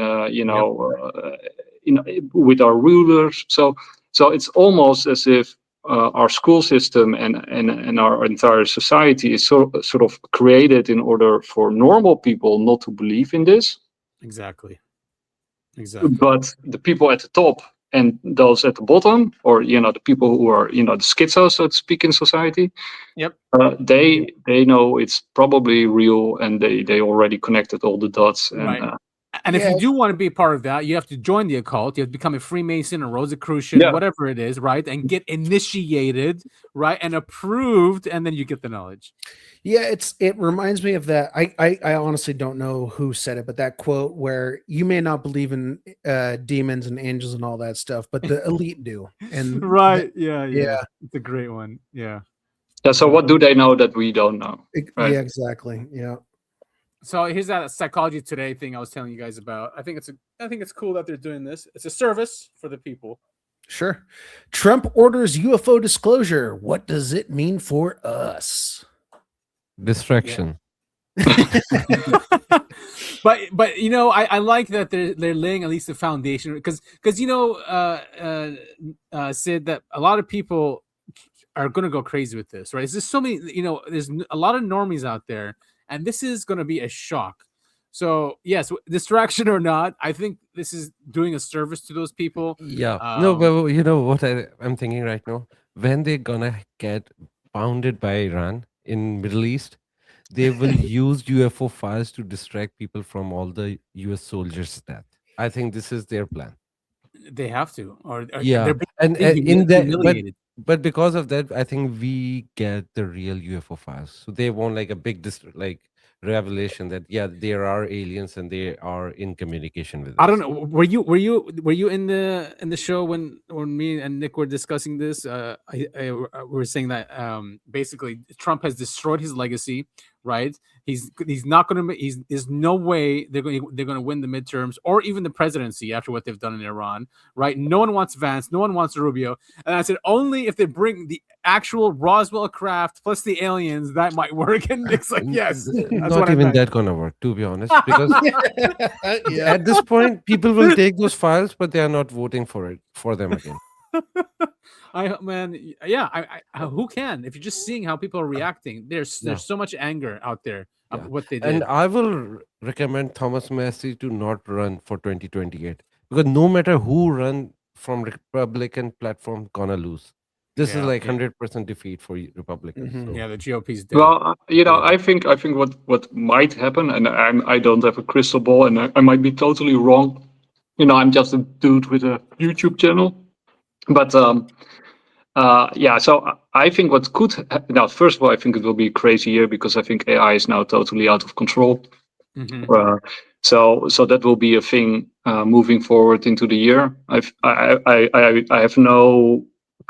think the Iran thing can't last for very long, at least not for America and China. So, but Iran is a different story, right? They're fighting for survival, so they might continue this much longer than we realize, and it might spread right to Europe and to other places, Taiwan. So I don't know, but with the midterms, I think Trump will do whatever it takes for him to stay in power, because otherwise he's gone.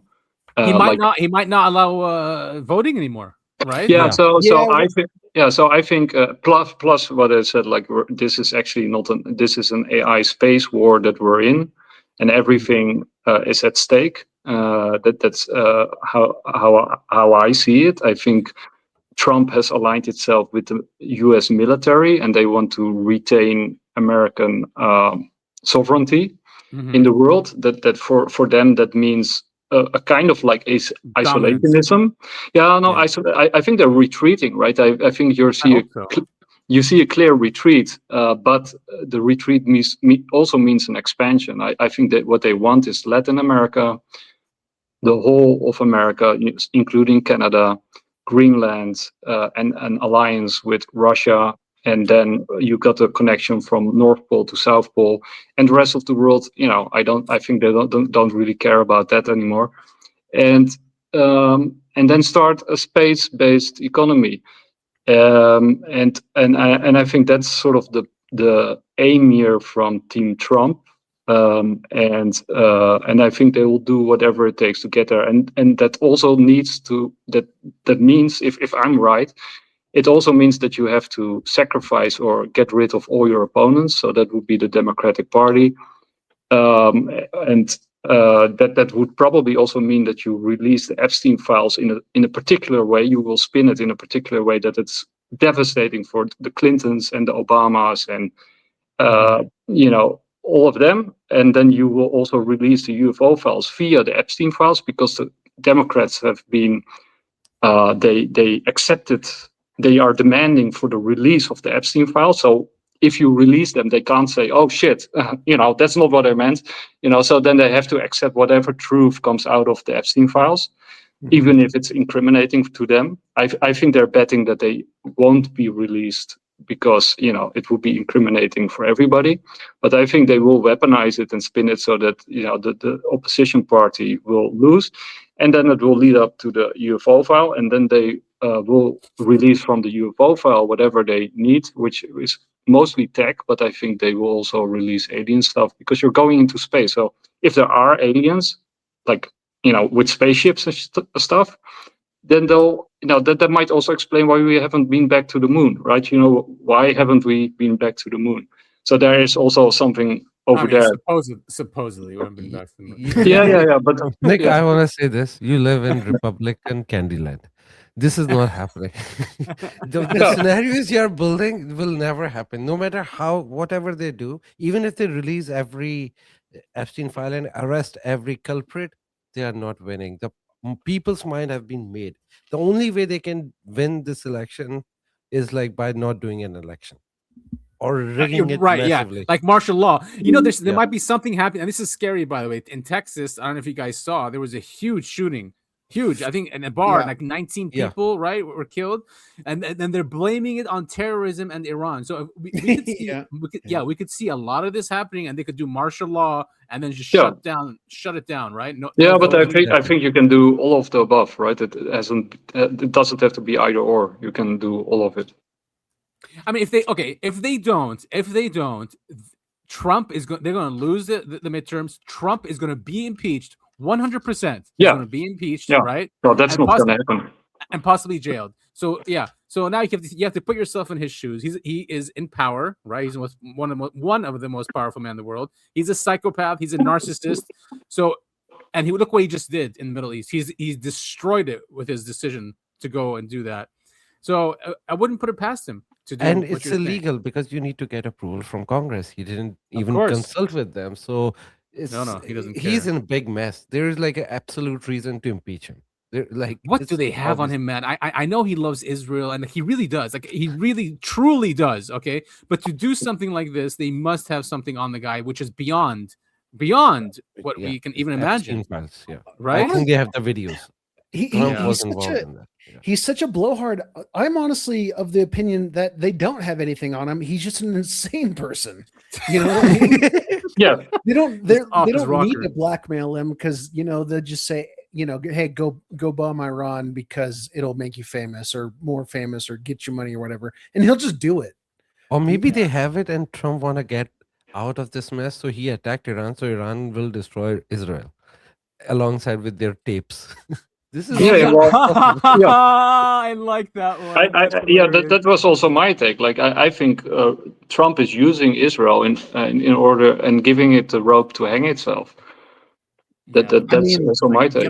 Get off my back. Yeah, because you know what happened today? They backed off all the U.S. Abraham Lincoln fleet.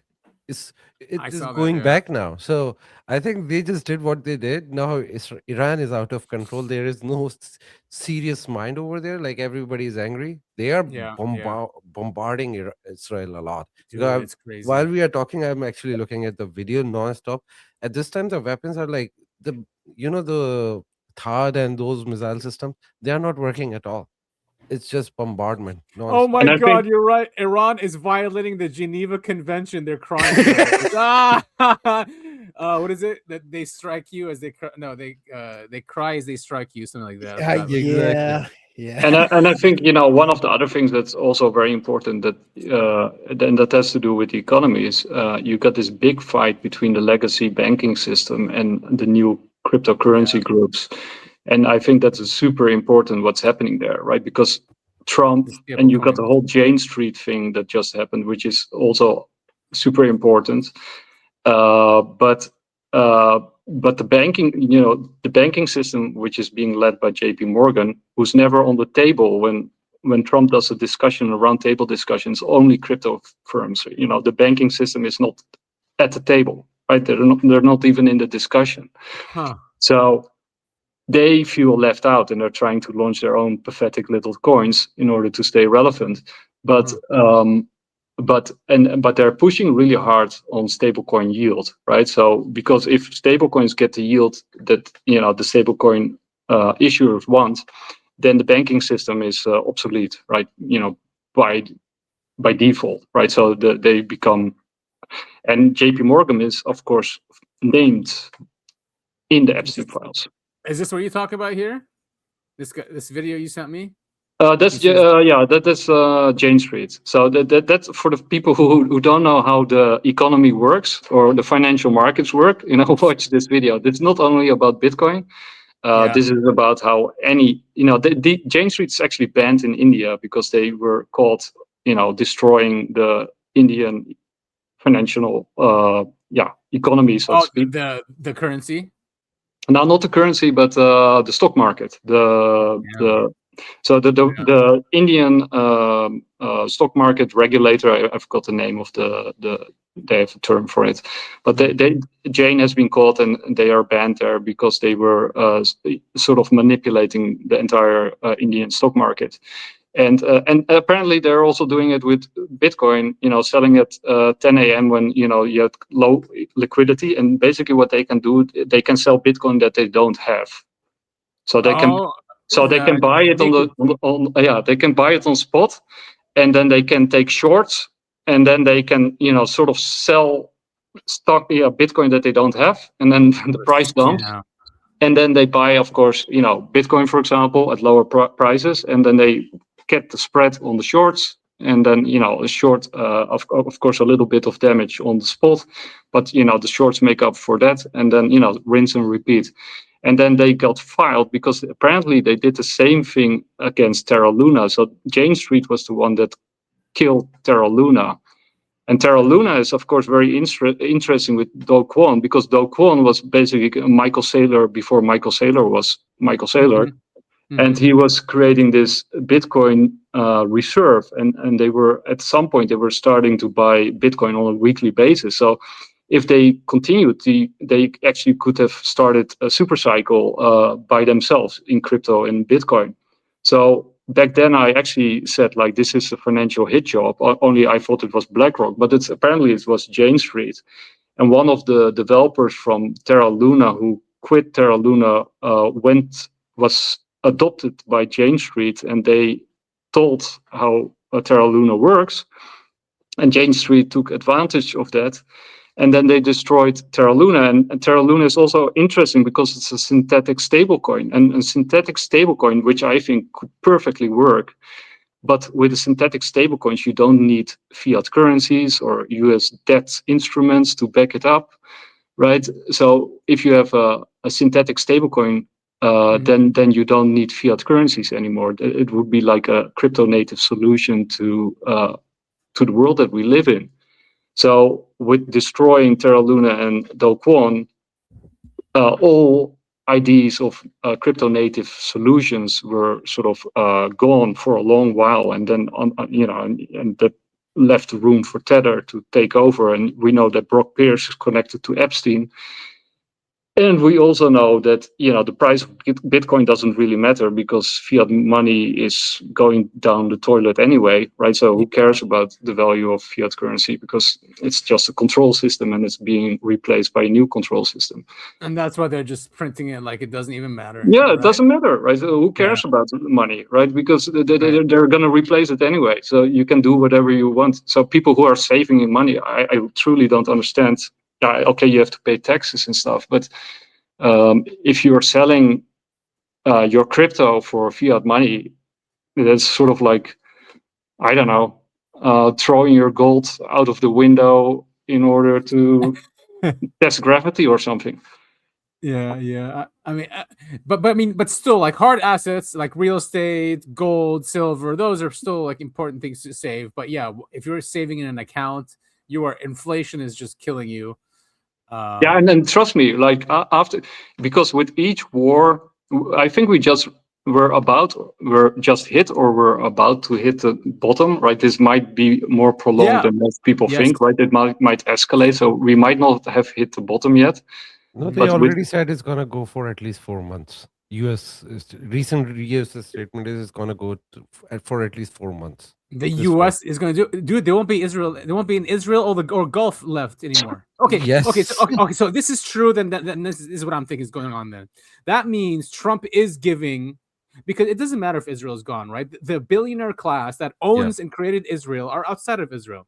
Yep. So which means he's destroying the region, and he's going to give it to them after he leaves. He's going to say, "All right, I'm finished. Here you go. Here's Greater Israel. Right? No governments, no infrastructure. There you go. Here's your new empire. Go build it. I did what I did." And I think they don't mind their bases get hit because they're planning to get out of Middle East anyway. So they have a good reason. Yeah, all the bases are destroyed. Where are we gonna stay? So they're gonna back off. Yeah, and that's where I agree with Sid. I think they're not that interested in the Middle East anymore, right? So. Well, yeah, they just want to give it to the Rothschilds, right? They say, "Here you No, go." yeah, I think what they're interested is that Iran is a close ally to China, and they're if they can take out or seriously handicap Iran, then that has huge repercussions for China, because there's a reason that China imported like gigantic amounts of oil in advance of this conflict, right? Because oil is a real Achilles heel of China, like rare earth minerals are Achilles heel of the US, right? So that you really have to zoom out with Iran and look at the bigger picture, because it's Iran is just a proxy of the BRICS, right? It's about the BRICS versus. It's more than a the US. proxy. It's literally one of the main player now. But what is also happening in Iran is a lot of the bombardment happening in Tehran, which is the most reformist city. So you are not only making them stronger, but also removing all the opposition. So this is not the way they should be doing. Like if I was a US strategist, I won't be playing this game. I would be doing the whole different strategy. This is where you are making them stronger, and this is a very bad day for Israel. And I think at this point they are doing it deliberately. I think I think they're sacrificing their people again. They don't care. And because there are Jews all over the world, right? And the ones in Israel, looks like they're going to be sacrificed as usual with these. Just history repeats itself. But if they take out Iran's drone capabilities, which shouldn't be too hard, then that also has huge repercussions for Ukraine and Russia, right? Because Russia is getting its drone capability via Iran. So if that's taken out in this how are you going to take it out? It's not just one facility. They have like multiple underground facilities, and it's very hard to take out those facilities. And they already, I think, have produced around 50,000 drones, which are 50,000 drones, almost 100,000 missiles they have underground. And they have facilities to build the new ones. So it's not like they're gonna run out after 100,000. They will have more. So it's not like you're not gonna cripple them, because they've been planning for this war for 40 years. They knew this is gonna happen, and it is also being prophesied. So they go, because they are religious people, and religious people always go for prophecies. They have been planning that. I've seen, like 20 years ago, I've seen this battle plan according to the hadith. Like they literally draw a drawing where they showed that there are aircraft carrier attacking Iran, and then another attack is coming from Israel, and UAE is getting bombarded. Well, this is 20 years ago I saw this painting. Speaking about that, I mean, Stratfor, you know Stratfor, right? It's like with Friedman, you got this whole club of basically neocons. And they predicted the war. They actually did war scenarios of Ukraine before Ukraine happens, right? So it's all. So I totally believe Sid, I think you're right. And time will tell. I don't know. Maybe you're right. Maybe I'm wrong. I don't know. And and let's not forget though, Israel's got nukes. They could be crazy enough unless Iran could do something with Dimona, do something, I don't know, which will just decapitate them. But they have submarines as well. Like, let's not forget, this is Israel. Yeah. Okay. Yeah. So I mean, with their nukes, I don't think they are deployed, or if they are deployed, they are not on the submarines. They are under the facilities. So if they destroy the top of the facility, the nukes are useless. And I think yesterday Dimona got hit. It did. Yeah, it did. So maybe they have already taken out those facilities. And don't forget, Israel, what's it called? The Samson option, right? I mean, if Israel goes down there, it's policy for them to take everyone else down with them. Yeah. It is. This is the thing. They're gonna not only take out the enemies, they're gonna take out their friends. Because this is the threat. If you don't help us enough, we're gonna destroy you. Exactly. You have to be all in. Yeah. And if we're going down, you're going down with us. Is what they're trying to do. I think it will be a very interesting year, and stock markets will be very volatile. The coming weeks. I'm glad I just got my energy contract fixed 2 weeks ago for the next 3 years, so I should be fine. But for all the people who didn't do that, it will be very tough, right? Because it's already at $75 a barrel right now. And the premium is rising, so I think within few days, I think the crude oil will touch 100. Oh, easily. Yeah, easily. I think so too. Yeah. So, Gold, but that gold means will be that up, silver will be up. Yeah, that means that governments now have the excuse to start printing like never before, right? So do you think QE will be back on the table? I think everything will be on the table. I think we will go back to where we started in 2007, 8. Yeah. Oh God. I think it will be the final repeat of the cycle. Oh boy. So which means the stock market is going to go through the roof, artificially, of course, but artificially, yeah. The Dow. Right. Yes. Yeah. That's all he thinks about. The Dow. I mean, also, he was also announcing stimmy checks halfway this year, right? So I imagine huge stimmy checks coming to Americans soon. Oh well. I wonder if I can get in on that. Because you're overseas. You should. Just wait. You know what? Just make your address like my mailing address. If I can, I'll FedEx it to you. You After joke. taking my cut, of course. You joke, but my current mailing address is actually my parents' mailing address up in an undisclosed location. So you'll probably get something. I mean, you still have to file taxes as an American, even if you're overseas. No, I don't. I'm never filing taxes. Oh God! They can come get me for the $3 I owe. No. Well, the good news is that you have a what is it called? They give you up to $100,000. You don't have to pay taxes on. Wait, seriously? Yeah. So all you have to say is like you're making $30,000 overseas. I was joking about not paying taxes, but now I'm really not going to pay taxes.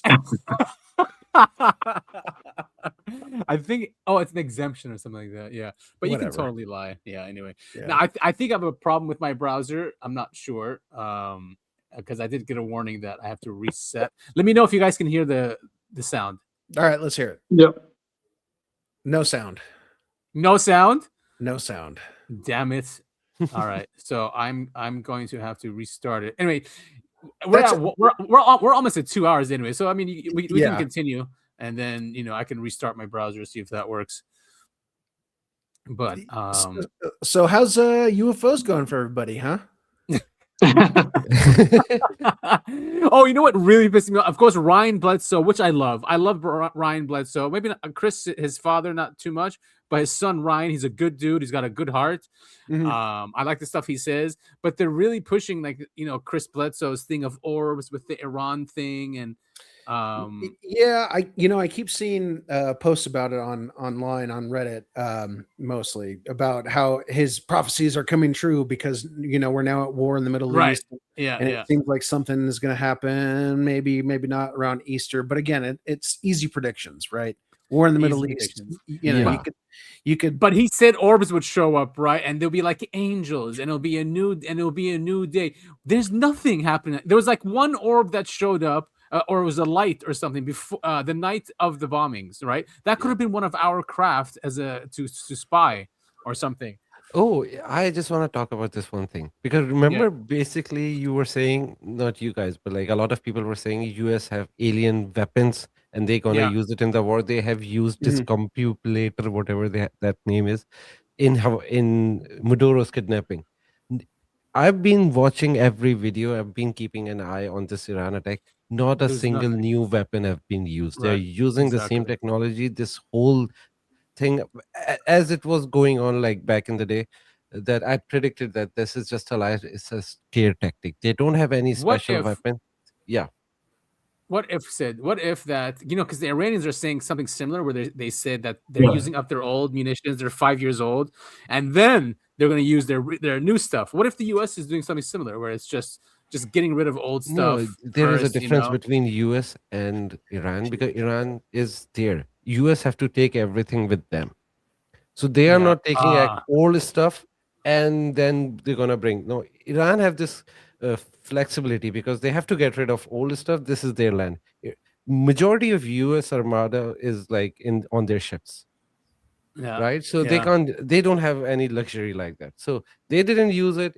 Israel didn't use it, and that's the first day is the main day when you use those things. But we know that they do have it because there was a 90-year cover-up that is. No, I don't think they have like the US army which go and fight have that technology. I think only the chosen people like Lockheed Martin and those guys have that technology, but that's not in the hands of army. So we won't see any technology like that. There is the guy the director of Age of Disclosure, he came out and he said he was told from people on the inside that these technologies wouldn't even be used in a World War III scenario. He said they'll only be used after the fact. After World War III scenario, they'll come out and then introduce these things. That's what he was told. I can agree with that. But I will tell you now that they are not using any technology because they don't have any technology. When I say they, I mean the main army and navy. Yes, secret society probably have that, and they are saving it for some reason. Well, here's the thing about Trump. Now, Trump is a bully. We know him, right? He loves getting on the phone. He loves getting in people's faces. What if, if he's backed into a corner because in this war with Iran, what if he calls them up and says, listen, we're going to use the technologies you have in there or this. I don't know. You know how he gets. For some reason, he can get what he wants from these people. The art of the deal. Right. Yeah, but Trump doesn't even know who to deal with, right? Because they are such secret pro. I don't think they care what Trump say. Well, there's I don't think they even like Trump. That's There is an interesting story, right, from a dark journalist who has been pushing that for quite a while about the uncle of Trump being connected to Tesla, and John then Trump. and then the family Trump being very much connected to Nixon, and Nixon having had a time capsule somewhere in the White House. Yeah. I don't know if any of this is true. Well, it is. I think Dark Journalist had the guy on, right, who knows this stuff. Yeah. About that capsule, and it is known that Nixon did. They did write letters back and forth, right? Him and Nixon, and Nixon told him you're going to be president one day or something. Nixon is of course a very interesting fellow because IQ-wise he was the smartest president in the United States. He has a very interesting background, and he was extremely paranoid. I think he even didn't live in the White House. He was that paranoid. So, I wouldn't be surprised if you're being surrounded by Henry Kissinger and right, exactly. He was kind of like George W. Bush, only smart. And he was actually very popular among the people, right? Everybody loved him, but when they got him on TV and people finally saw him and they didn't only hear his voice, and they sort of cornered him, that he failed. Plus the leaker of the Watergate is also a very interesting story, right? Because the leaker of that story, or the journalist who supposedly broke it, was, I think, military. He was he was a naval officer. Yeah. Naval intelligence. Yeah, there's a very interesting backstory to that, to the fall of Nixon. Right, it was almost that he had to go. So that if that's and I do believe that story, then there's also and if then the other story is true about the connection between Trump and Nixon, all these factions fighting each other. There's a clear fight between factions. Also, with the crypto community and the legacy banking system that's going on right now, with big tech and now with China and the US. I mean, I think that's not fake. I think that's a real conflict right there. So something is going on right in the background, and we'll find out. I don't know. Maybe I'm wrong. There's definitely strange connections with Trump. With Trump, his uncle, with the Tesla files. Yeah, the whole thing, right? It's just It is very bizarre. And then with Nixon, I mean, the whole Nixon thing is weird too. But Nixon was the first one who got it out of the government. He's the one who got the secret, the UFO secret. And he was close to Eisenhower, right? Yeah. Yes. Yeah. So he privatized it. He got it out of the government and privatized it and gave it to the contractors. That's the lore. Yeah. Yeah. Oh, by the way, I have 2 new updates. Cyprus is being attacked right now by Iran. See, Cyprus, why did you let the Israelis in Cyprus? Why? No, but they're attacking British base in Cyprus right now. And second is funny. There is a revolution started in Bahrain. In Bahrain, yeah, because they're all Shia. They're all Shia, right? Yeah, they're like 75% Shia over there, right? So they just started a revolution against their king. Dude, what a mess. By the way, it will be really big if the revolution is successful in Bahrain. That is like a big red alarm for Middle East. I mean, yeah. Especially for Saudi. I mean, Saudi basically owns Bahrain. Yeah. Right? Or at least it owns the leadership. So no, Saudi own every GCC country. They are the leader. But Agreed. The interesting fact is Bahrain used to be a part of Iran. Bahrain used to be part of, oh, really? Yeah, until that, the Shah who was kicked out by Iranian, he let that go as a separate country. But I had until no idea. Shah, Bahrain used to be a part of Iran. That's why they have 75% Shias over there. Wow, dude. You learn something every day. That makes a lot of sense now. Makes a lot of sense. And then they put Sunnis on top of them, which Saudi controls. Yeah. Wow. Very interesting. Interesting times, man. Yeah, man.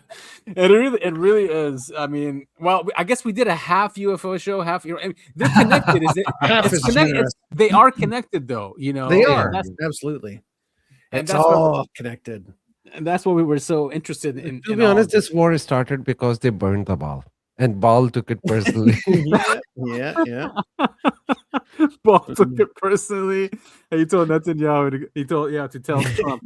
To go get them. Yeah. Oh my God! What a sick world we live in. By the way, I haven't had any time, but maybe you guys have had a little bit more time. But was there any other UFO news the past week? Because I did see a lot of interviews come by, but I just wait. I think my browser worked here. 1 second. I just know that we do have a hard. Right. Oh, I have to present. Yeah, no, you're right. Let's wrap it up. Right? And 2 hours. Yeah. But we could do it next week. So next week, until something happens next Friday or Saturday. I know. Yeah. There'll be a nuke drop probably next Friday. Yeah, Blood Moon is coming. Anything can happen, right? Blood Moon is here day after tomorrow. Yep, Tuesday. Yeah. Oh, yeah. Okay, well, we want to thank you all so much for listening to the Uncovering Anomalies podcast, episode 155. We're getting up there. We are. And we want to thank Nick and Sid for helping us out today. We always love having you guys come by. Absolutely. And I always learn so much from both of you. I mean, Nick, seriously, you guys, knowledge. Yeah. Even my mom, who's like listener, like fan number 1, is always like, "Oh, I always like it when Nick or Sid is on. They always know what they're talking about." Oh, she's calling us idiots. Oh, thanks, Auntie. Thanks, Auntie. We're just making it up. In contrast to me and Adam bullshitting around, we actually have some smart guys on once in a while. Yeah, actually, Sid, you got a good comment on Spotify in the last video. They said that they really like that you always bring up the spiritual element. Hold on. Thank you to the commenter. They said that Indian guy. I didn't want to say. I'm not Indian, trust me. I hate Indians. I have no connection with them. He did say that, yeah. Yeah, I'm not making that up. That's what the comment said. But it's always good getting feedback from our listeners, and we do appreciate that. Good comment, yeah. It was still a good comment. And that's not good anymore. If you call me Indian, I think that's the worst insult you can do to me. Oh no. Noted. No, just kidding, man. All right. Well, thank you all so much for listening. That's I Have Needs to Know Adam. I am Topher, and we'll see y'all next week. See you guys. Bye. Oh, I did want to put a song on, but now I can't find it. So wait, we've only got 10 seconds. Oh, no, here it is. No, we're going. No, I got it. Oh, This is what happens with live shows, guys. Bye, everyone. Take care. See you. Bye. All right. But we're still going. and we're still going.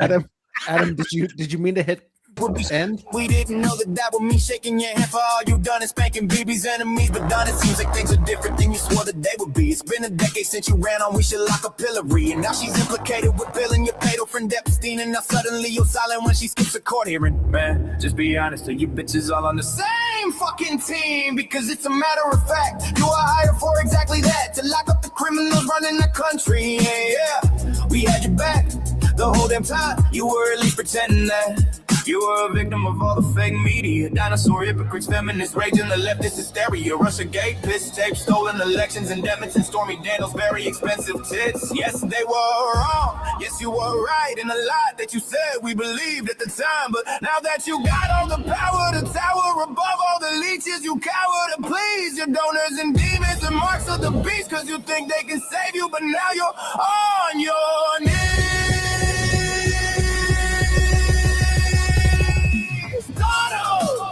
You were supposed to be different. We loved you up until you proved you were the same, but with a martyrdom complex, noticing the dissidents are getting pissed at. You're to blame. Yeah, Donald, we pumped our stupid ass fists and we said fight, fight, fight to another Democrat bitch. I guess that hope is addictive.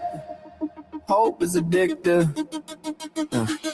Yeah, I don't mean to be mean, but I got a lot to fit into this, and I wish you wouldn't have brought us in yourself. But the hell, I gotta believe you when you say you don't need my vote. I voted for peace, I voted for reach, and results from over in the Middle East. I voted for Russian and Ukraine on day one. I voted for justice for every and each victim of COVID and Epstein, and Joe Biden's threatening Civil War 2 or World War 3. But it seems all we got was another old white female Dukes in the same damn rings. Betray your base for power and fame, or you might get JFK. Don't lose your head, would be a shame to see the beautiful ballroom splatter painted.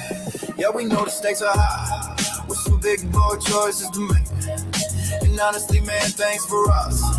For real, we're proud of you, that's great. But since then, you've been crashing out and cashing in. It's tough to take. You out on serious now. I suppose for me, it all comes down to your friend Epstein. Are you still talking about Jeffrey Epstein? Like, how am I supposed to pretend Elon didn't already call your bitch ass out on this? Like, fuck yes, we're still talking about your fucking pedo pizza ring. Every fucking politician in our fucking country seem to be all implicated in, like we're just all supposed to think it's normal for our government to sometimes diddle little kids. And bro, no, don't pretend you know what Bohemian Grove is. The baggiest pace, Nixon that ever been. You pretend you're one of us, but you one with them above the law like Joe Biden. You said you lock him up for robot pets.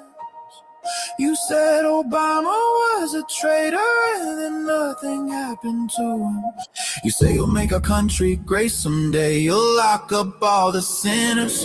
You had more wars in this year than all your failed marriages. But bro, don't worry about the evangelicals that's so buying in, cause dispensationalism already convinced them that Jesus Christ is a Republican and Trump is a Christian.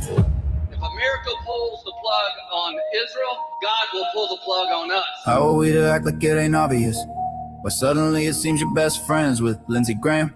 Jeb Bush, Mike Pence, and Hillary. And all your haters done you feeling okay. And also your base doesn't seem to like when you flip on them, then flip them off, then send their sons to die for foreign aid. I gotta hand it to you, man, you played the perfect patsy puppet to convince me after everything there might be someone coming. But you're just another bitch boy, bastard, psychotic, complex, retarded, complicit, Zionistic, neocon with tiny hands and even smaller fists, insisting that we take him serious as he flows and fits while stealing Venezuelan presidents and planning for Iran and Greenland. Next, it's all for BB's benefit while Americans wait patiently for America to be great again. It's nice of you to finally put someone over yourself. We wish it could be we the people, but it's clearly Israel. I hope you get a medic before you let it get so pathetic that you just hand it to the Dems. But fuck it, if you can find a way to not just bend over and take it down. I honestly don't give a fuck who wins when you're the fucking same. Afraid you'll be impeached a third time, bitch. You finally deserve it. I wish it wasn't so, but I haven't even mentioned how you turn on Thomas Massey, Rand Paul, and then Marjorie Taylor Greene. It seems that anyone who still agrees with the message of your own campaign are now the end. I'll be in fact the Susan.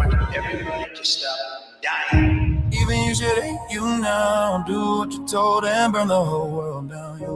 Even you should hate you now. Do what you're told and burn the whole world down. You back in 2016 will be your enemy. You back in 2023 will be your enemy too. Do that down, we voted for it. Hate your fucking guts. So pardon me for carving this golden calf up. I never bow to New York Democrat on Epstein's account with the words of an infant in a tantrum to tow. Who goes like an idiot and the murders all the innocent. So what's a motherfucker even do with the truth now?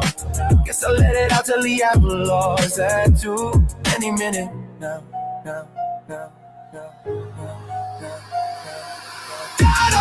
You were supposed to be different. We loved you up until you proved you were the same. Dumb complex, no dissent. The dissidents are getting pissed and you're to blame. Yeah, we want the stupid ass fists and we said fight to another Democrat bitch. I guess that hope is addictive and I hold on, never fall for this again. Hope you'll never fall for this again. Hope you know we'll never fall for this again. Hope you know we'll never vote for this again. Worth the wait.